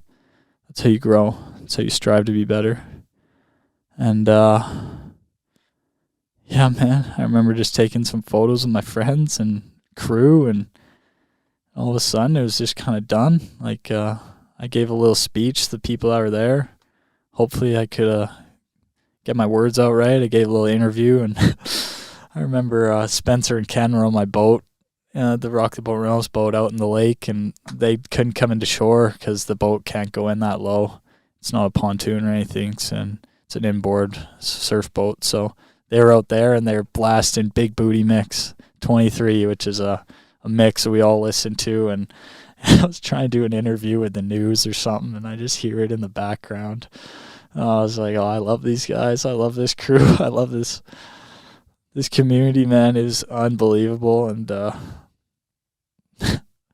we did it. And And it takes a while to set in, and I went to the ambulance after that, and I thought they were going to check my vitals and send me on my way, and I sat in the ambulance, and they strapped me down. My mom's like, where are you taking them? They're like, Penticton Hospital. I'm like, oh, damn, all right. And then I remember as the doors were closing, I had some buddies outside. Don't let them take you. I was just like, oh, let's go, boys. And, yeah, so in the ambulance, and they're taking my blood pressure, doing stuff like that. They cut my wetsuit off. I said, you're not going to want to do that, man. I got so much diaper rash cream underneath this. You're not going to do that. And they didn't listen. They did it, and it got all over the place. And I was saying, I'm sorry, but it's everywhere. And they were super nice. So got me to the hospital, brought me into the room, and that's kind of when I was like nodding off. I hadn't really slept in the whole time, right? So I was nodding off, and they gave me a tetanus shot because I sliced my toe open, and they gave me they tried to sew up my toe too, but I had like trench foot almost. My feet had been so waterlogged that a stitch would just pull right through the skin. So they glued it, or they didn't even glue it. They just wrapped it, closed it up, wrapped it, and then they tested my blood and tested my urine, and they said I had elevated levels of creatine kinase, which is what you get when you have rhabdomyolysis, but mine weren't that elevated, just slightly. And they said it looks like you haven't even ran a 10-kilometer run. Like, you killed it with nutrition, hydration, and I'm super proud of that. I'm super, super proud of that I was able to map all this out and make it work, and figure out what works for me, and have confidence in it, and get me through that. So I also like to say there's no right way to do things in ultra or in life. You're going to have different people doing things different ways, and as long as you get to the final goal, everybody's process is going to be different. So whatever works for you, don't feel bad. If somebody's doing something different, doesn't matter. As long as it makes sense to you, that's all that matters. As long as you can get the job done and perform, then what the hell does it matter how you do it, man? So don't let other people's way get in the way of you. I remember at one point waking up, like, nodding in and out at the hospital, and there's a cute nurse at the hospital. I was thinking, oh gosh, man, I got white shit all over my face, and I'm fucking look like hell. And it was funny though, and they were saying they were following along as well, and it was such like a cool thing to see the community rally around it. And I got all checked out, and I got the go ahead to go home, and my mom was waiting outside in the truck, and my dad was in the back sleep. He looked like hell. He's all bent over and his face swollen, and he's tired as hell. He didn't sleep a wink on that boat, maybe like 20 minutes the whole time he was out there, whole 71 and a half hours, and he was in the back seat. My mom was driving the truck home, and we got home and unloaded a few different things, and I was there with Ken, and he was staying at the Airbnb with us, and I just talked to him a little bit, and then kind of got showered up. It's so hard to get that diaper rash cream off. It's such like water resistant, so you're trying to pull it off. It's in my hair. It's in every crevice. Every crevice. And I got a shower in me though, and I went to bed probably. So I started to swim the morning of the 1st of August at around 5 a.m. And we finished around 4 a.m. on the 4th, morning of the 4th. So by the time I finished the hospital and got back to Kelowna and got to bed, it was actually like 2 p.m. in the afternoon, I think, on the 4th. And then I slept until 8 a.m. the morning of the 5th, which was a good 16-hour sleep, I believe. And man, yeah, there's a certain thing with ultras that I do. I've always done it. I call it the smile. So when I finish an ultra and I get all cleaned up and everything, no matter how bad I'm hurting, I'll lay down on my bed and I'll just have a smile, and I know that I earned it and I did it, and everything I went through, I got to the finish line, and even when there are dark moments, I'll think about that smile. I'll think about that smile while I'm in the event and thinking, man, I want that smile.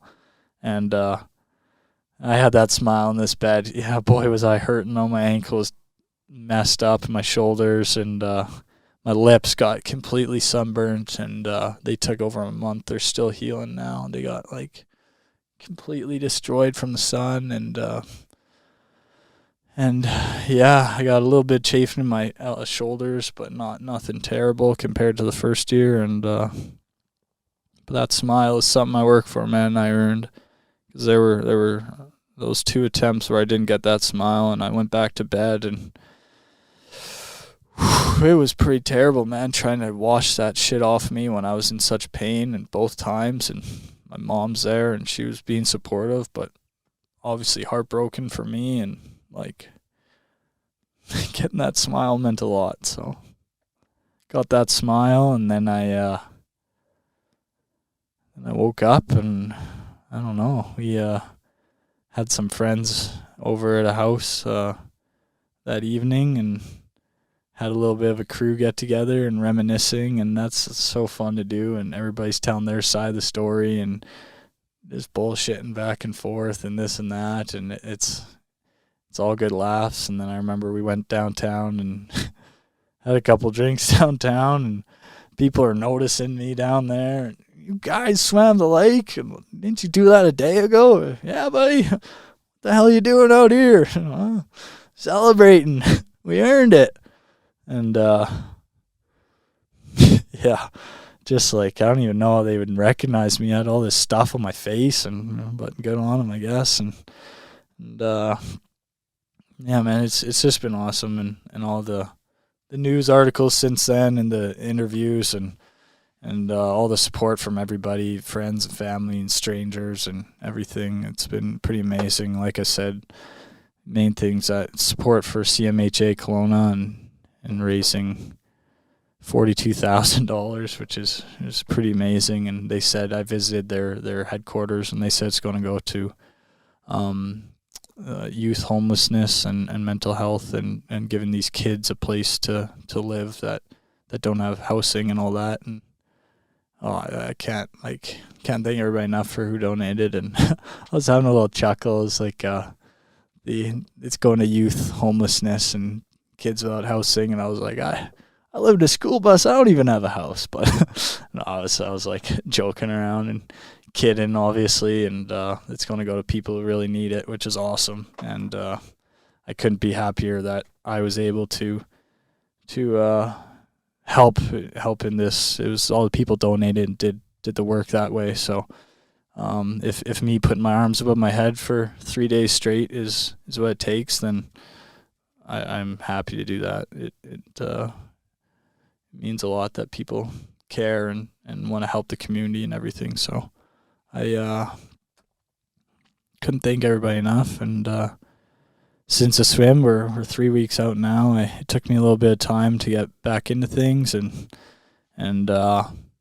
my shoulder, it's a mystery, man. It gave out during the swim and had that impingement, and a few days later, it felt good to go. Like, I was back in the pool within that week doing light swims because I couldn't run. I was hoping to be able to finish the swim and then be good to run and cycle right away. But my ankle, of all things, got messed up from treading water for so many hours while eating, and then so I had to deal with that. But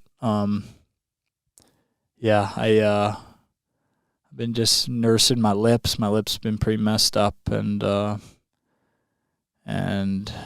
yeah, I'm pretty happy to be out of this without as many gruesome injuries, though, or anything really serious. So, blessing for sure. And it's a mystery as to what the shoulder impingements and stuff are, but I have a lifetime to figure that stuff out, and a hell of a lot of experience now, and data to go off. So I'm going to definitely keep progressing, and definitely not get complacent with this goal, and I'm definitely going to enjoy this. And first Canadian ever to swim Okanagan Lake, and second person ever to do it. And hats off to you, Adam.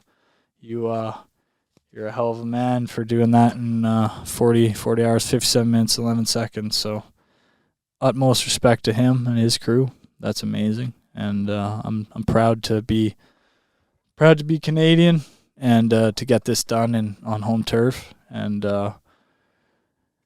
yeah, man, I'm just, like I said, getting started. I hope by the end of my career I'm able to have had 3 world's firsts in swimming, cycling, and running. I hope to do big expeditions around the world. I hope to do more races. I hope to do short form stuff, or like shorter form stuff, like these type of ultras that are a couple days straight. Hope to do big, long expeditions in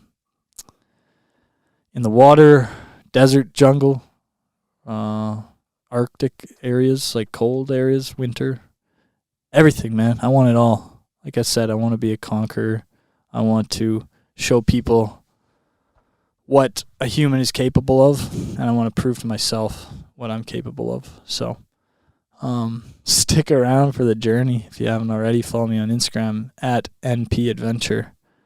And going to be posting a lot of stuff on there and my YouTube channel. And yeah, man, it's going to be a pretty awesome ride, and I can't wait to take you all on it with me. So I was going to just answer a few questions I had on Instagram and stuff that people asked me after the swim. Yeah, I got put out some questions after the swim, and I got like thousands of people responding, asking questions. So it was it was quite a lot to go through, but it was really nice that everybody cares enough to ask. And yeah, so one was, how many kilos of Vaseline did you go through? We went through probably 30 of those diaper rash containers, and probably 30 Vaseline containers as well. It was pretty brutal going through all that stuff. The grossest feeling ever, man, going through all that, putting it on you, and I do not recommend it. I may have been the slipperiest man that's ever lived, so I don't recommend it though. What was my first meal post-swim? Honestly, food is a huge motivator for me. Even though I'm celiac, I love food, and those who know me know I can eat. But yeah, after that, eating every single hour for 3 days straight and eating a lot of the same things, I wasn't really craving anything after the swim. It took me like a day before I was really craving stuff. I had some gluten-free pizzas after, and honestly, I was craving like fuzzy peaches, peanut M&Ms, like things like that. And I don't know, just kind of snacky foods. But usually after endeavors, it's lasagna. Lasagna is like a big one that I crave, I guess. So, yeah. How'd you overcome the fear of open water, if you had any? Yeah, I think, like I said before, put myself in those experiences where I would not recommend to anybody. Don't do it. I don't think you should do it. I'm just saying what I did and do. So going out on these swims alone into the middle of the lake, into bad conditions, things like that, where things can go wrong. But if you're able to know that there's nobody coming for you, you gain a big confidence in yourself that you can handle whatever you have to in order to stay alive, to survive. So when you're in a situation where you have a full crew and all you have to do is worry about swimming, you don't have to worry about staying alive or trying to get back into shore or worrying about animals in the water that can eat you or anything like that, then yeah, it becomes a lot easier. So open water's never really bothered me, and I know that's a big thing for a lot of people, but it I'd say just getting comfortable in it. Obviously do it safe, and like have people, maybe a friend or something in a kayak that could come get you if you need to. But yeah, the way I did my things, like I said, to do shit that nobody's doing, you gotta do some shit that nobody's doing. So that's the way I did it. Yeah, the orange thing I pulled behind me was my pull buoy. That's where my Garmin Live Tracker was in, so I wrote all my mantras and stuff on there as well. It was cool to be able to look at. And yeah, that just pulled behind me. How'd you prepare for no sleep? Preparing for no sleep, you actually have to prepare your body to train and put out effort at times when it's not used to it. So you usually have training times during the day, and your body's used to putting out effort and being really worked hard during the daylight hours. But when it's nighttime, you don't usually work that hard then, so your heart isn't used to pumping hard. So it really is like going out and doing runs and swims and cycling and stuff throughout the night. And like I remember when I was cycling in Mexico, crossing, oh boy, I was probably 3/4 of the way through, probably around Chihuahua or Tabasco, somewhere in there. I did a 2-day straight stretch. I did like an ultra in the middle of my cycling 51-day trip. I did like 406K one day and over 2 days, and did it straight and like riding through the night there and stuff like that. Again, it's that pick and pull. Like I remember doing that and getting used to riding at night, and I do runs at night here and just like staying up late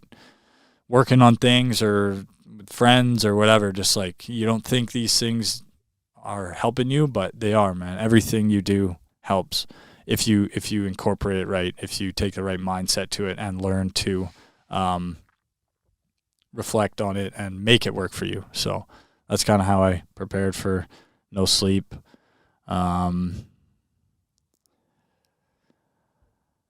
Did I have wrinkly feet? Yes, I had trench foot after. I had pretty brutal chafing or pruning, you could say.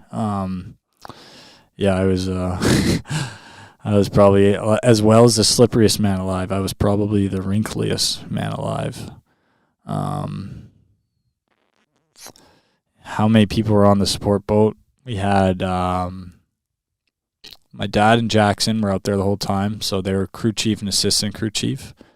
And then we had around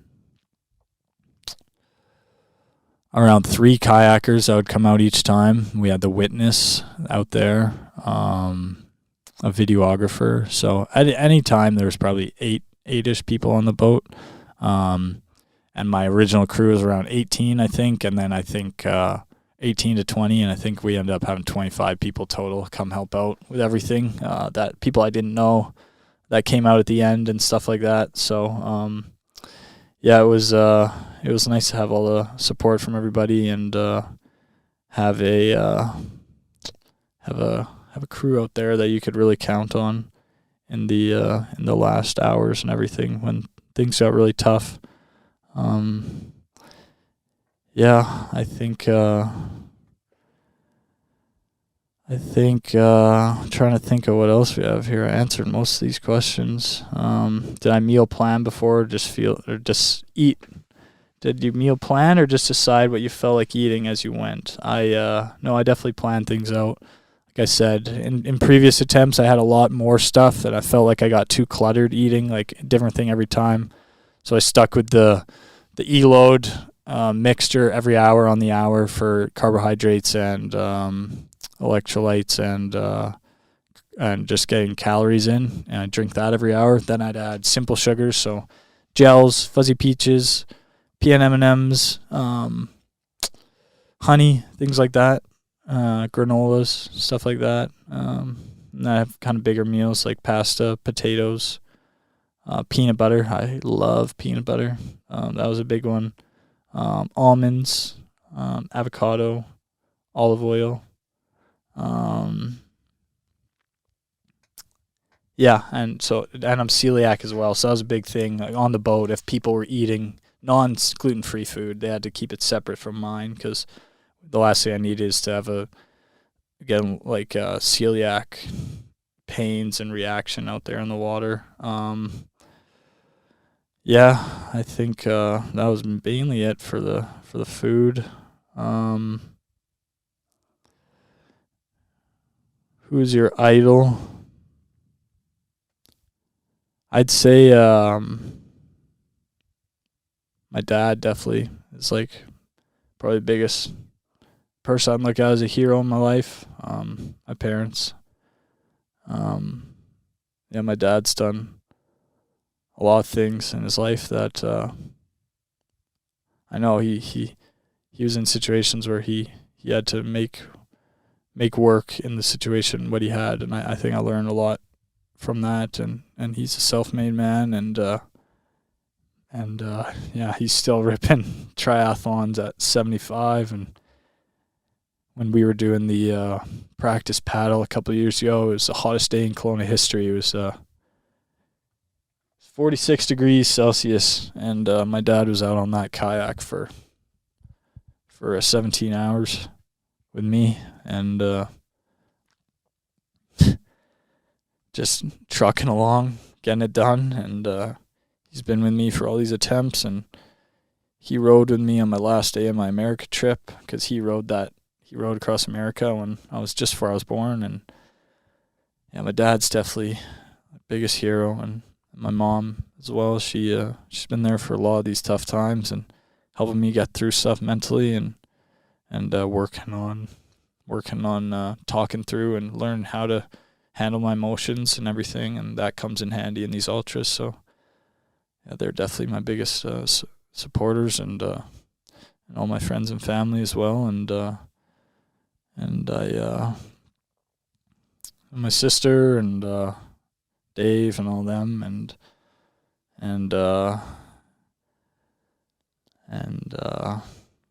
I guess athletic idols would be Ross Edgley for sure, because he's a swimmer and doing the same type of things I'm doing. Obviously, he swam around Great Britain, so he's a little bit ahead of me, but I do want to do some challenges like he has, and I'd love to work with him someday on a project or something and meet him, and that'd be a dream of mine for sure. And obviously, same thing with Goggins on all my reels and everything. That's probably the biggest one I get. It's like, oh, this is the Canadian Goggins, or I had Goggins saying, it's like, who's going to carry the boats? And a lot of my comments were, oh, this guy is the boat. Like, he doesn't need the boat. This guy is the boat. And so yeah, it'd be cool to compete against Goggins or train with Goggins, and a lot of these people, man. Just Ash Dykes, another adventurer, Mike Horn, adventurer. I like to pick and pull things from all these athletes and different sports. And Miles Dashier I've had on this podcast as a base jumper, and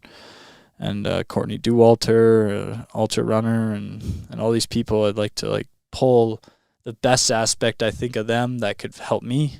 I pull that and pick and pull, and I try and create myself, be myself, but take the best aspects I see from them and try and emulate that into my career and into my journey. And I'm unbelievably excited for the future, and I got some big things coming, and I got some things where I'm going to help, or I'll be able to tie in the community more and have people like you guys watching get involved, and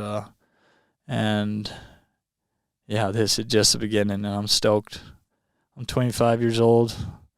I'm living in a school bus, and I might not be doing the same thing a lot of my friends are doing, and getting married, and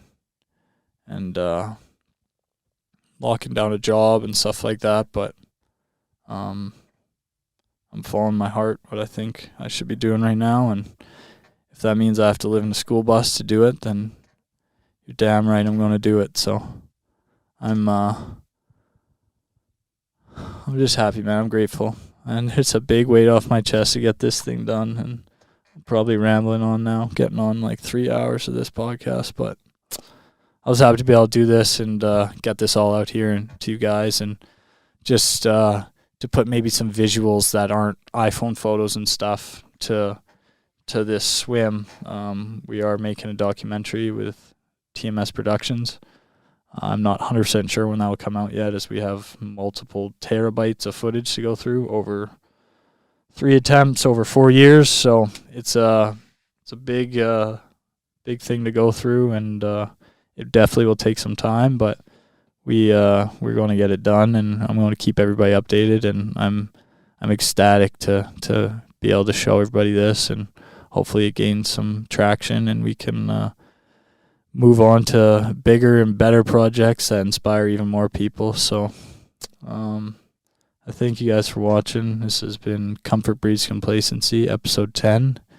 Nick Pelletier, otherwise known on Instagram as NP Adventure. And Fuck yeah, people. Keep it not so bad. Peace.